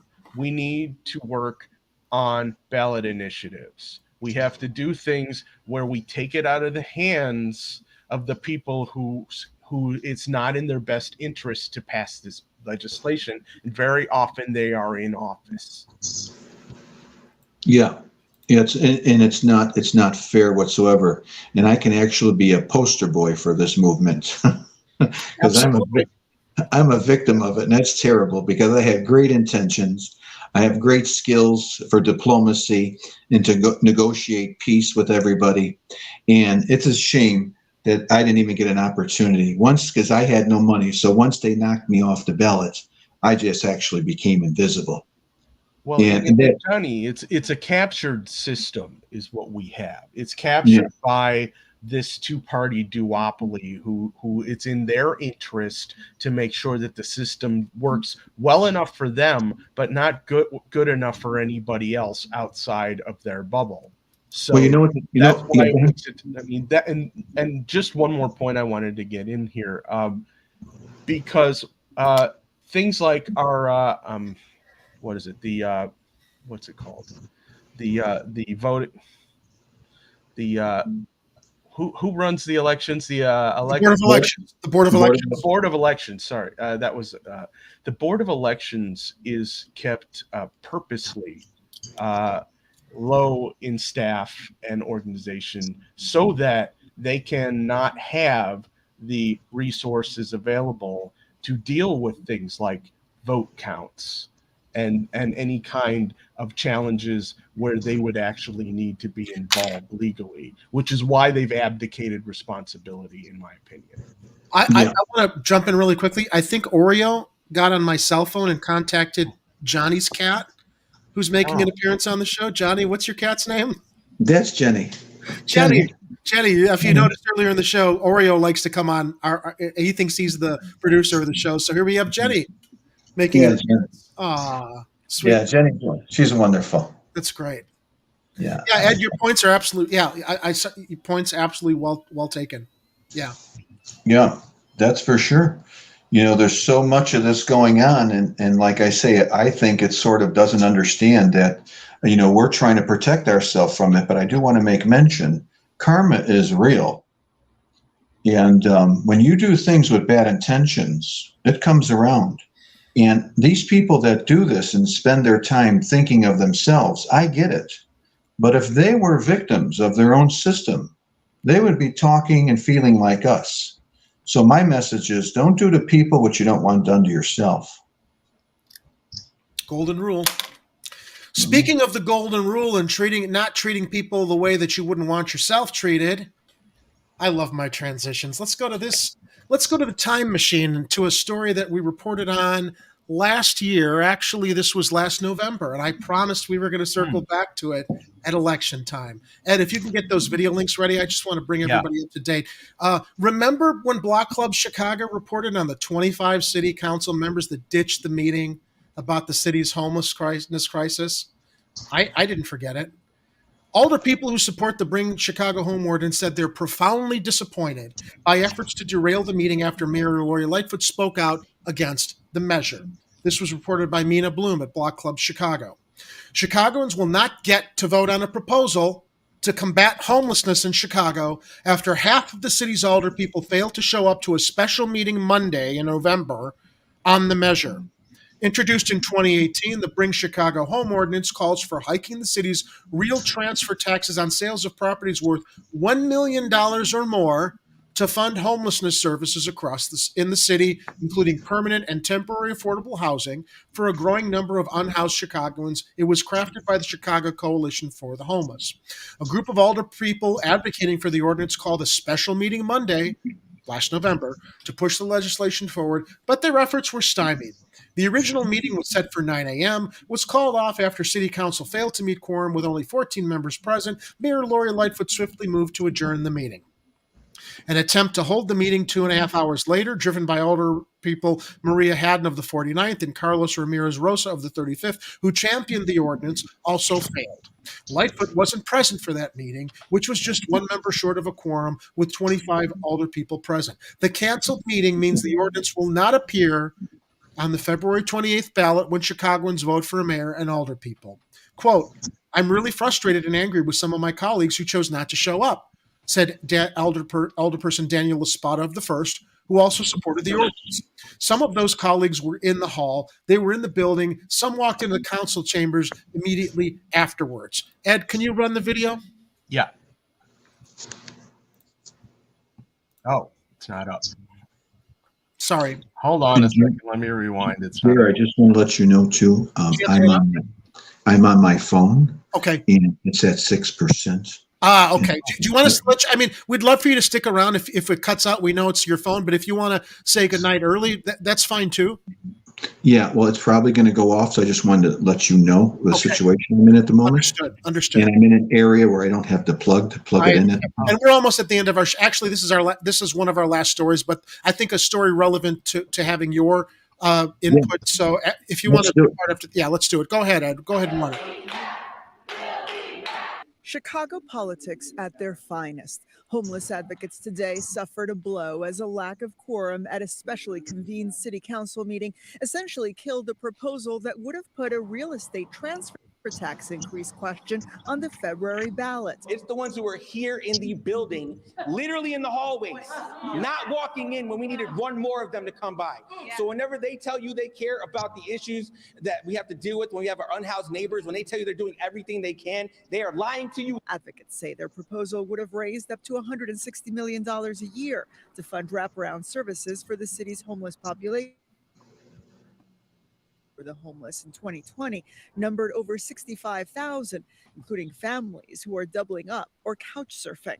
It was a very daunting experience for not just me, but for the kids and for my husband who battles with multiple sclerosis and epilepsy. The one-time transfer tax increase proposal would have applied to all real estate sales over $1 million, whether residential or commercial. But a lot of money from the commercial district. More than 2.5 times higher than it is now. But while some paint that as a luxury tax to be paid by big business and the rich, opponents like Sean Easton say it would deter people like himself, an investor who provides housing in the Austin neighborhood. One of my first projects, I actually gutted a building and we ended up putting a homeless shelter in there. And so I'm very focused on, hey, how do we build communities from within? And to me, this is something that I'm all for the spirit of the bill, which is helping end homelessness, but you can't do it by slowing down the growth of small to medium sized. No, pause it for a second, Ed. It's slowing down. It's slowing down his investment returns. That's what it's about. And he's wrong. Go ahead. Yeah. The effort to keep a real estate transfer tax off of the November ballot was successful. Homeless advocates vow to keep on fighting. Let's run the second video real quick while we still got Johnny on. Yeah. Okay. While I'm switching over, I just wanted to mention that Michelle Gallardo is, as far as we know, is not the leader of the Puffy Coat Bandits. I did some work for Michelle. She was a producer on a Gangland episode I did over at Towers Productions many years ago. Very nice lady, very good reporter. Go ahead with this one. A special Chicago City Council meeting had been called to discuss a tax plan to benefit the homeless. But supporters failed to get enough aldermen and women to even show up. WGN's Sean Lewis has more from City Hall. It is clear that the mayor and her allies in city council did not even want a question about a potential tax increase to appear on the February ballot, at least not this time around. In the end, there was no hearing today because not enough aldermen showed up. From the start, it was clear this vote would not happen. Not today. A motion to recess until 11:30. That motion. All right, let's pause it, Ed. As members of the council. Okay, actually, we know what the story is. We know what the circumstances are. Here's why we're circling back to it. Here are the alder people. All of our viewers need to spread the word to vote against. These are our alder people who do not give two squirts about the most vulnerable of Chicago's population. So make sure when you go to the ballot, to cast your ballot next Tuesday, that you do not vote for Alderman Pat Dowell, Leslie Hairston, Greg Mitchell, Anthony Beal, Nicole Lee, George Cardenas, Ed Burke, Derek, well, he's on his way out to federal prison anyway, Derek Curtis, hopefully, Matthew O'Shea, Howard Brookins Jr., Silvana Talbaris, Monique Scott, Chris Taliaferro, Ariel Raboyris, Felix Cardano Jr., Carrie Austin, she's on her way out too, Emma Mitz, Nick Sposato, Samantha Nugent, Timmy Knudsen, Tom Tooney, Jim Gardner, and of course, that upstanding social worker from Uptown, James Kappelman. These people do not have an inkling of remorse or concern for the homeless that they willingly banded together to make sure this vote could not happen, so you, our viewers, would have a choice when you went to the polls this Tuesday to decide if you agree with this. They stonewalled it. They prevented it from happening. Fuck all of them. Vote against them. Find out who their opponents are, and if you don't like their opponents, just don't vote for these people, because these are the people that are part of the problem. Yeah, and I just want to make mention, I'm very sure they showed up for the meeting when it had to do with their raises. Yep. No question, Johnny. You know, and again, as a prioritization type of a mayor that I am, any serious issues, they're going to be there. That's their job. That's why they're paid. You prioritize these issues and you deal with them. You take a cutoff time.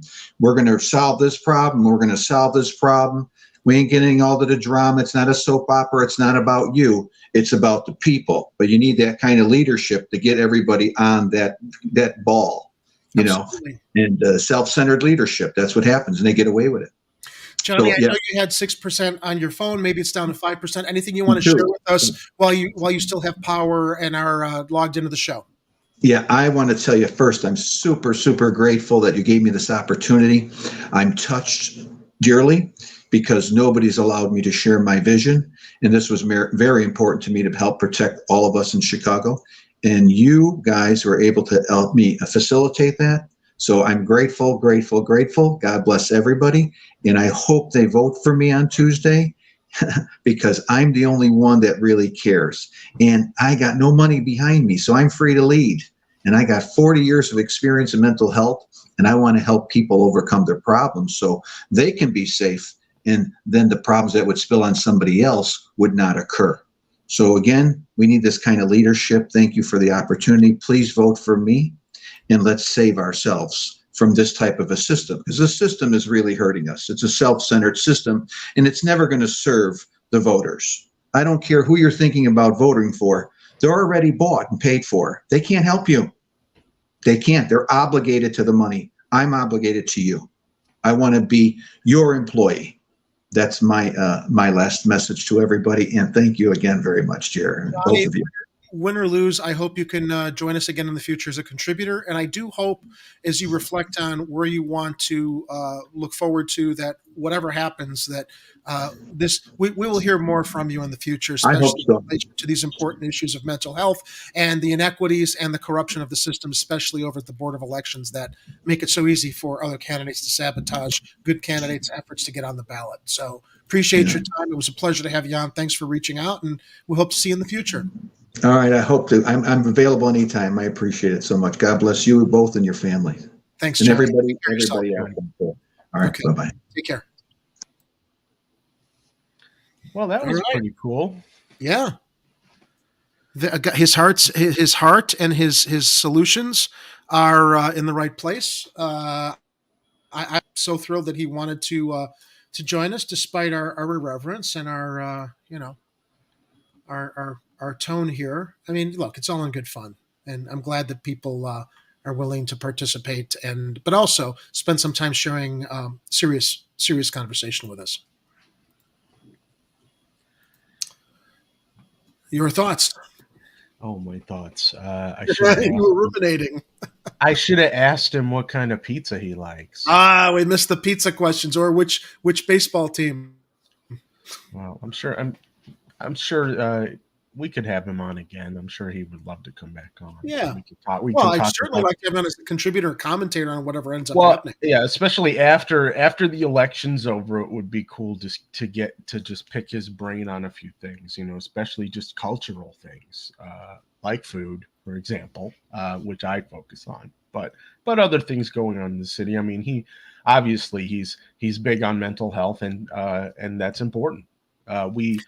We know that the city needs more support in that area, in all different areas. So yeah. So it was nice to have Johnny Legalbo come on and talk to us, and I'm glad you got to ask him all that stuff, because I mean, I doubt anybody else would have had him on to ask him all the other things that we wanted to fill in the gaps here. And so now we know a little more about him, and it'd be nice. I mean, it'll be nice to have more people come on and talk to us like this. So, if you're a community leader, if you are somebody running for local office, if you want to speak about something you're doing in the city for people, get in touch with us. Maybe we can have you on the show. We're here for. We're covering local topics here. We're trying to fill in all the gaps about things going on in Chicago that the other news channels are not talking about. Yep. So can't see any better than that. Show. That was a pretty good show. Yeah, we had Johnny Legalbo. We got to read a brand new poem from Kathy Powers. It's not done yet. Oh, she's still working on it? That was the draft? No. We had one more story. Oh, the show. Yeah. Yeah, one more story. Anybody looking for work, Bally's will hire you to be a dealer at their casino for $9.50 an hour. And maybe some tips. Maybe some tips that'll put it up to, would they say 25 or 35 an hour? I doubt it. From Fox 32. This is just such a fucking joke that they would be so disrespectful. Look, how many millions of dollars is the casino raking in to pay dealers $9.50 an hour? Why would anybody want to go work at a casino for $9.50 an hour when you know how much money the stacked house that always wins is taking from other Chicagoans to begin with? That they're going to say, broke. Bally's is taking, we gave him the front. And what's the rush to get this temporary in place? It's basically to satisfy Bally's. Okay, the whole casino deal. Look, this is going to be Lori Lightfoot's legacy when she's out. This casino that's going to saddle Chicago with crime, that's going to prey upon gambling addiction. That's going to, I think, be more of a. Is it going to attract tourism? I don't think so. I think if I want to go to Las Vegas, I mean, it might be a nice diversion here. Might be a nice diversion, but it's not going to make Chicago Chicago a casino destination at all. No, I don't think. At the cost of what we're going to be sacrificing. Now, I don't know if this. I've tried playing the video and it didn't play anything about the Bally's Casino, so we'll cross our fingers and hope that Jerry's is working. Yeah, I clicked the play button and it's come on, man. All right, so nothing's playing. I'll just read from the article. The hourly pay starts at $9.50 an hour, excluding tips. Ooh, tips, which can be an additional 25 to 40 hour. I doubt. In partnership with here we go, Ed. This is great. Let's indoctrinate our youth. In partnership with City Colleges of Chicago, Bally's is offering free dealer training. Oh God! I think your stream has slowed down there, Jerry. Unless it's on my end. No, it's because that video started. How am I doing now? Yeah, you're fine now. That video is not related, unfortunately. Yeah. it's Flannery talking about Johnson. Yeah, something else. All right. So here's the rub to when you go to college, are you going to college to like learn how to be a fucking card dealer to make the city and Bally's more money? This is absurd, obscene, and insulting. In partnership, City Colleges of Chicago. Okay, yeah. Is it a job? Yeah. Are they being exploited? Yeah. In partnership with City Colleges of Chicago, Bally's is offering free dealer training courses. The training is unpaid, but those who attain their game license will be offered a job. The next informational session will be held Thursday at the Jesse White Community Center at 10 a.m. and 3 p.m. Who is this appealing to? Who is this appealing to? They're going to get more desperate people to work for $9.50 an hour to appeal to people who think, well, lottery didn't work. Let me go blow the rest of this week's paycheck over at the casino and see if I can get lucky. Yeah. Right? It's just so absurd. These are again tipped based wages are a scam. There are people actually trying to move legislation through, I think, the state of Illinois, trying to make sure that people get a base wage regardless of the tips that they earn. Are you going to tell me Bally's cannot afford to pay their card dealers, which is, look, that's the front line of them raking in cash, more than $9.50 an hour to like hopefully also attract a class of card dealers that are, I don't know, going to not be tempted to, steal because they're making so little money to begin with. I'm not saying people are going to steal, but I mean, human nature is, or $9.50 an hour, fuck that, man. I can go deal meth on the street for a lot more money.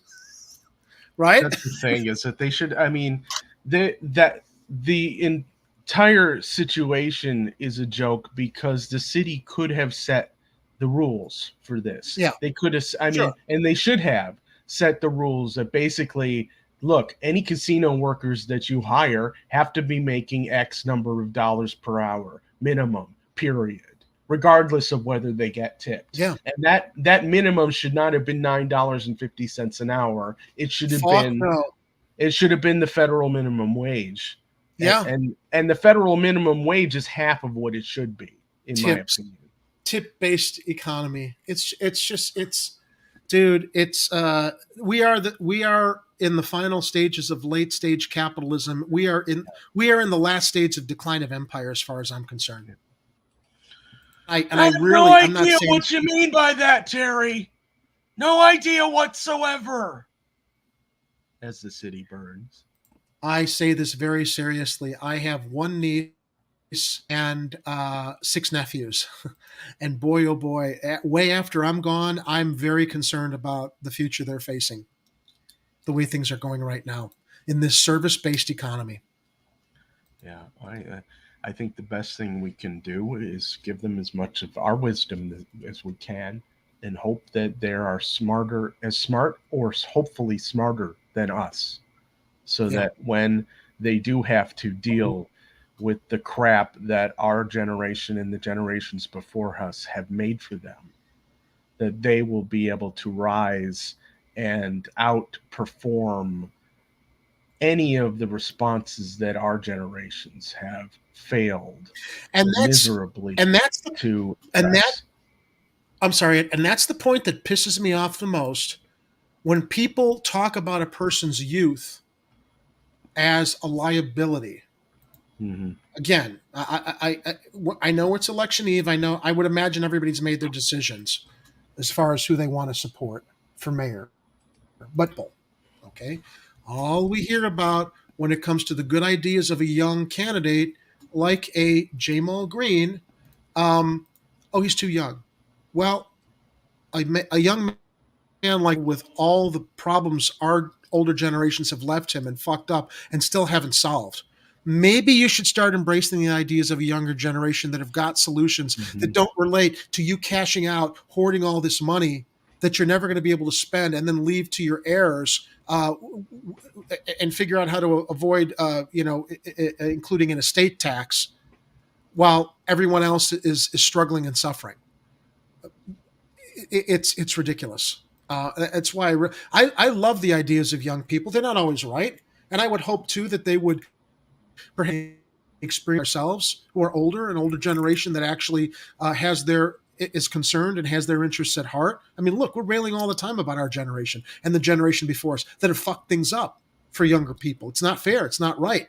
That's why we need a change. When we look at these dinosaurs in Congress, thank Christ some of them are finally stepping down, like Feinstein, who doesn't even realize that her staff issued a statement that she was finally stepping down. That's how completely clueless and out of touch she is. Whether it's McConnell or Schumer or Biden or any of them, it's time for a change. This generation of elected representatives have fucked it all up. And how do we get down that detour? I just lost my train of thought. I think we started at the casino. The casino, right? Younger people, yeah. Right. And talking about the lack of jobs and opportunities. Thank you, Ed. Thank you so much. My old timers is starting to show. Talking about the minimum wage, what it should be for younger people, the debt, the problems we've left them. That's what it was. The late stage capitalism we've left younger generations whose ideas we do not want to embrace, nor entertain. Given how, oh my God, it's snowing out again. Oh yeah, they said we were gonna get like an inch of powder tonight. Shit, I got to move some stuff tomorrow with a truck. Anyway, so that's the end of that. And whatever man shares a casino is just that, a casino. Thank you, Warren. I appreciate that. It's good to see you joining us tonight. One last note on this last broadcast before the election next Tuesday, and we will be doing exciting Tuesday night election coverage. There will be another forum happening tomorrow. Unfortunately, we will not be able to cover this, but it's our friends over at the People's Response Network that are having a coffee and snack chat with the community and candidates.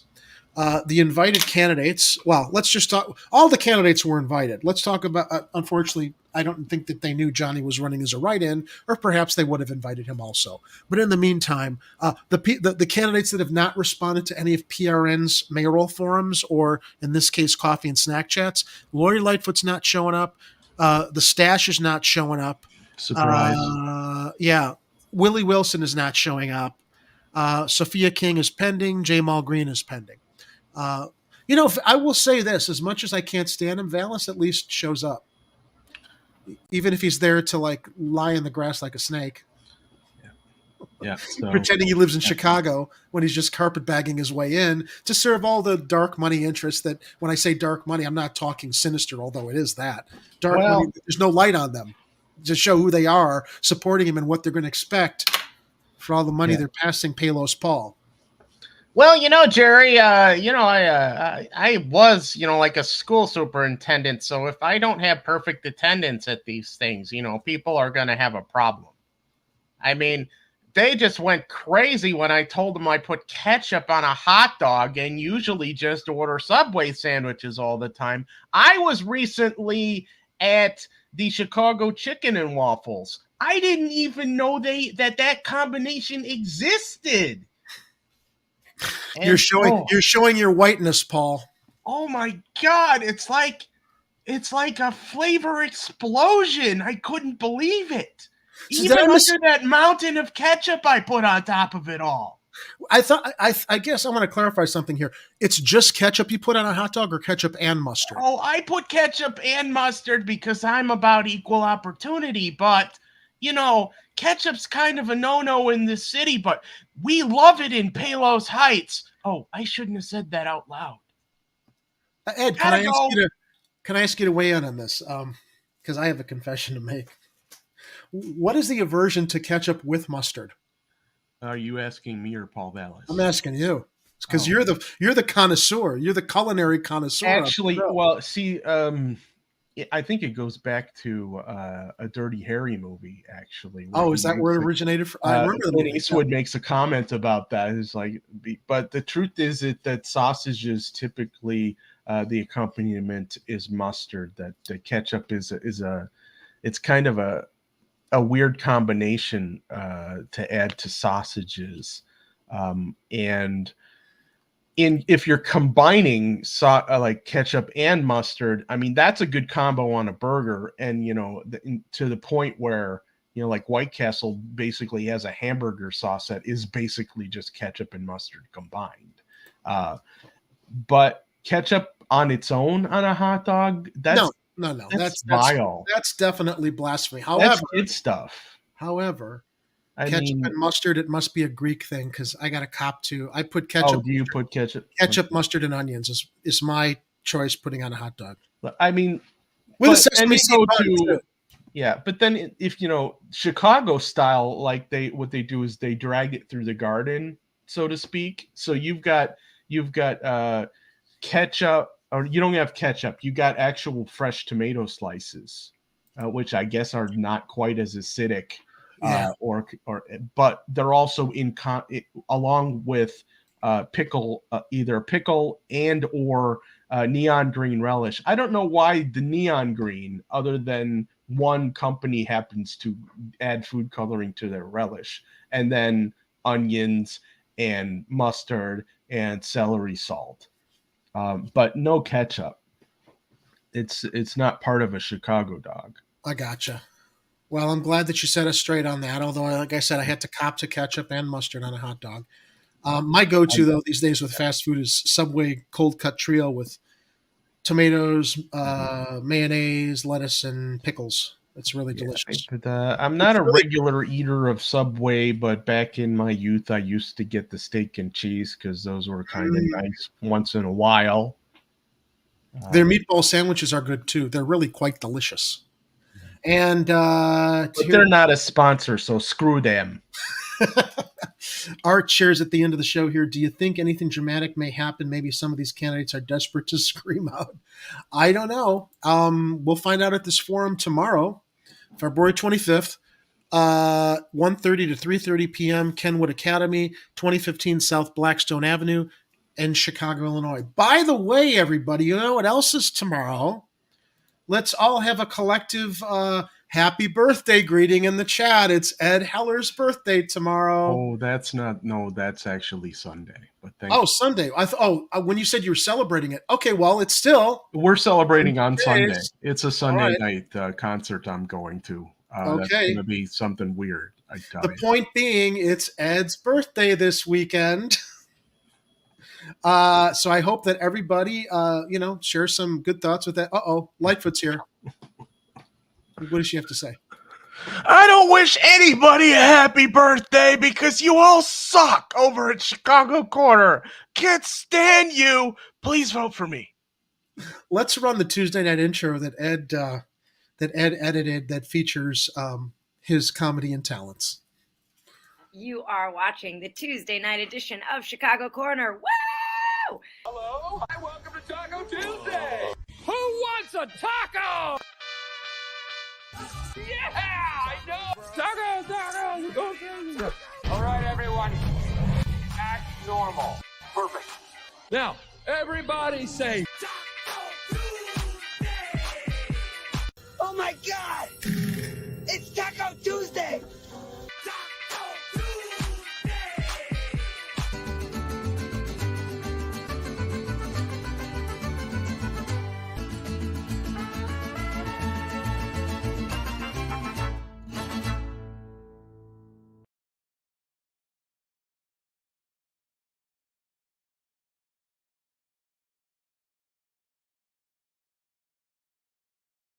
Or clips with you in that. Did Oh, I you were click the wrong looking for the one with the clips. Yeah, with your comments and stuff. Yeah, Your comments. that's you played the short one. The Oh. really short one.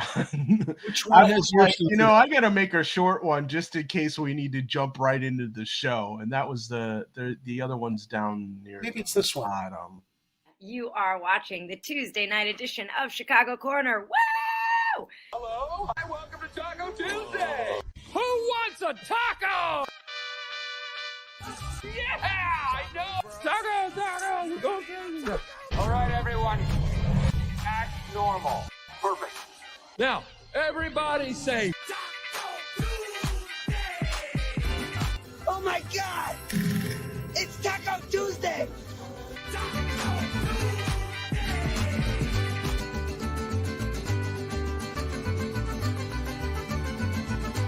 What are you doing? I'm doing the show. What's the show? What's the show? The show is Chicago Corner. You know damn well what the show is. Is that thing where you sit in front of the screen all the time? Yeah, and you always walk on my keyboard and screw up the controls when I'm trying to talk to people. Oh, is that what? Oh, sorry. Buddy. My little boy? I didn't mean to do that. All right, I know you did. And voila, pizza tacos. It was Pegleg who started the Great Chicago Fire. You dirty son of an elf! Get back here and help me put out this fire! Oh, sure. Like the people will believe that Santa went on a bender in October and started a barn fire.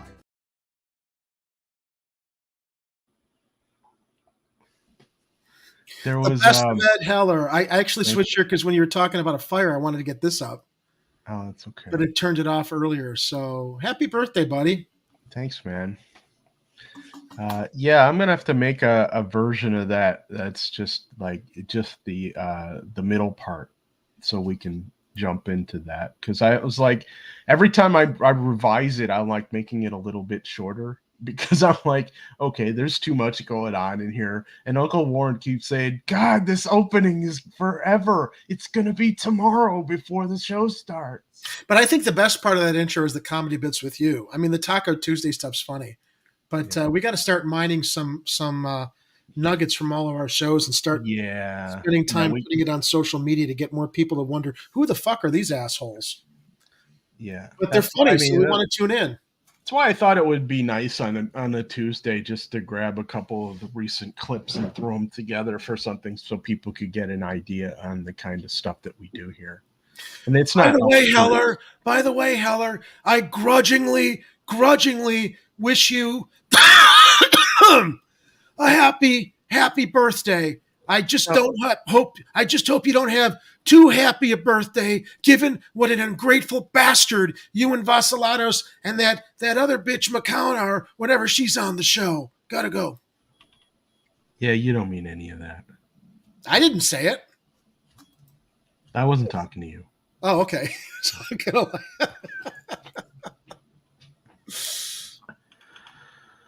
All right. Well, another good show in the can on election eve, everybody. If you haven't voted, you can still early vote, and you probably got that information in the mail, along with all this garbage that we're not going to be seeing in our mailboxes anymore. Thank Christ. Yeah, that's when we get our mail. I haven't gotten mail in a week. I'm going to have to. Palos Paul today. Yeah. Epstein today. I get like at least 3 of these a week from Silverstein. Oh, okay. Yeah. And then Moise has also been in my Moise. So, you know what, Jerry? Tonight there's a new episode of Mundus Ultra, Uncle Warren's. We need to promote that. I think that's in like an hour, so I'm definitely tuning into that. Sounds good. I'll check it out later also. By the way, we will I had a conversation today with Kit, and we will now that he's got a little bit more time open on his schedule, hopefully we will have him join us for some future broadcasts. Cool. So I just was reminded of that as we saw Kit in the Best of Ed Heller Tuesday Open. So that's all I got. Make sure you go out and vote, everybody. Not often, but get one vote in. Our city is the most vulnerable people in our city are depending on it. You need to what just happened here? I hit the wrong. No, I did that. There we go. The city is depending on us all to get her out. Although I did want to very do fearful of this. Go ahead. Yeah, I did want to do a chicken wing update, but we can wait until Tuesday. No, go ahead. We can wrap up with that. Do you actually have an update? It's kind of a non-update update. I'll go with it. I don't know if we have do we have can I play the video, or is You looking for the Chicago Corner 2? No, here, where is it? It's around here somewhere. I got it. Here you. Oh, go ahead.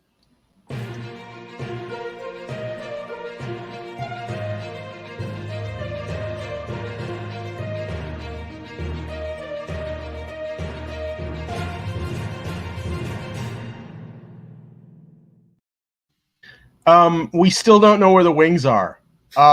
But and also we don't know when the court date is, because originally we were told that Vera Liddell was going to be have a court date in Cook County on the 22nd, and I was searching through the Cook County records for her name, and it's not in there.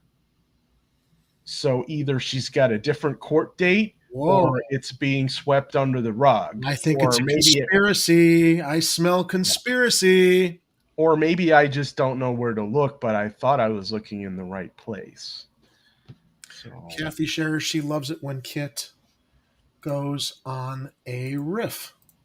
Well, Kathy, that makes one of us. Just kidding. No, he's gonna go on riffs talking about environmental stuff from time to time for sure, because we're bound to have more stories get uncovered about that stuff. And definitely, I mean, they just released some documents about was it the Little Village implosion or whatever the hell it was, and how basically they dropped the ball completely at every level on that one, all the way up to the mayor. And we didn't get a chance to cover it. Well, we covered it last week a little bit. Yeah. But in the meantime, everybody, make sure you go to Patreon/Chicago Corner, or you can go to ChicagoCornerTV.com and find all the fine links for Chicago Corner, including Patreon, Rockfin, and what's the other channel that's archiving our... we have our stuff backed up on Odyssey. I don't know how often it's happening over there, and at some point we'd like to live stream over there. I'm not sure if we have the capability yet. Yeah.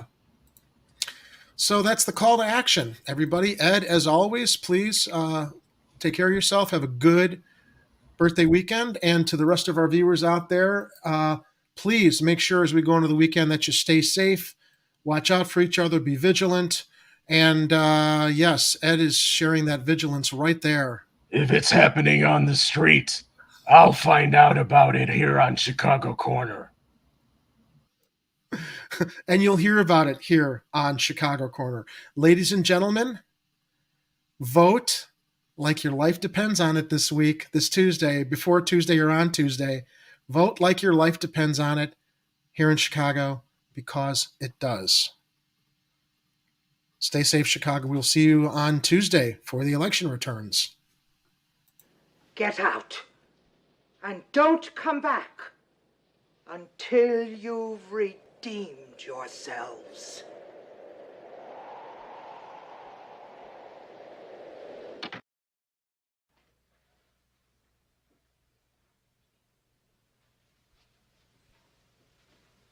You're still here? It's over. Go home.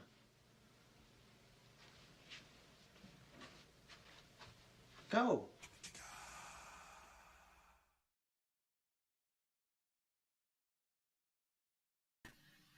Please make sure to vote. Please, I'm imploring you, get out and vote.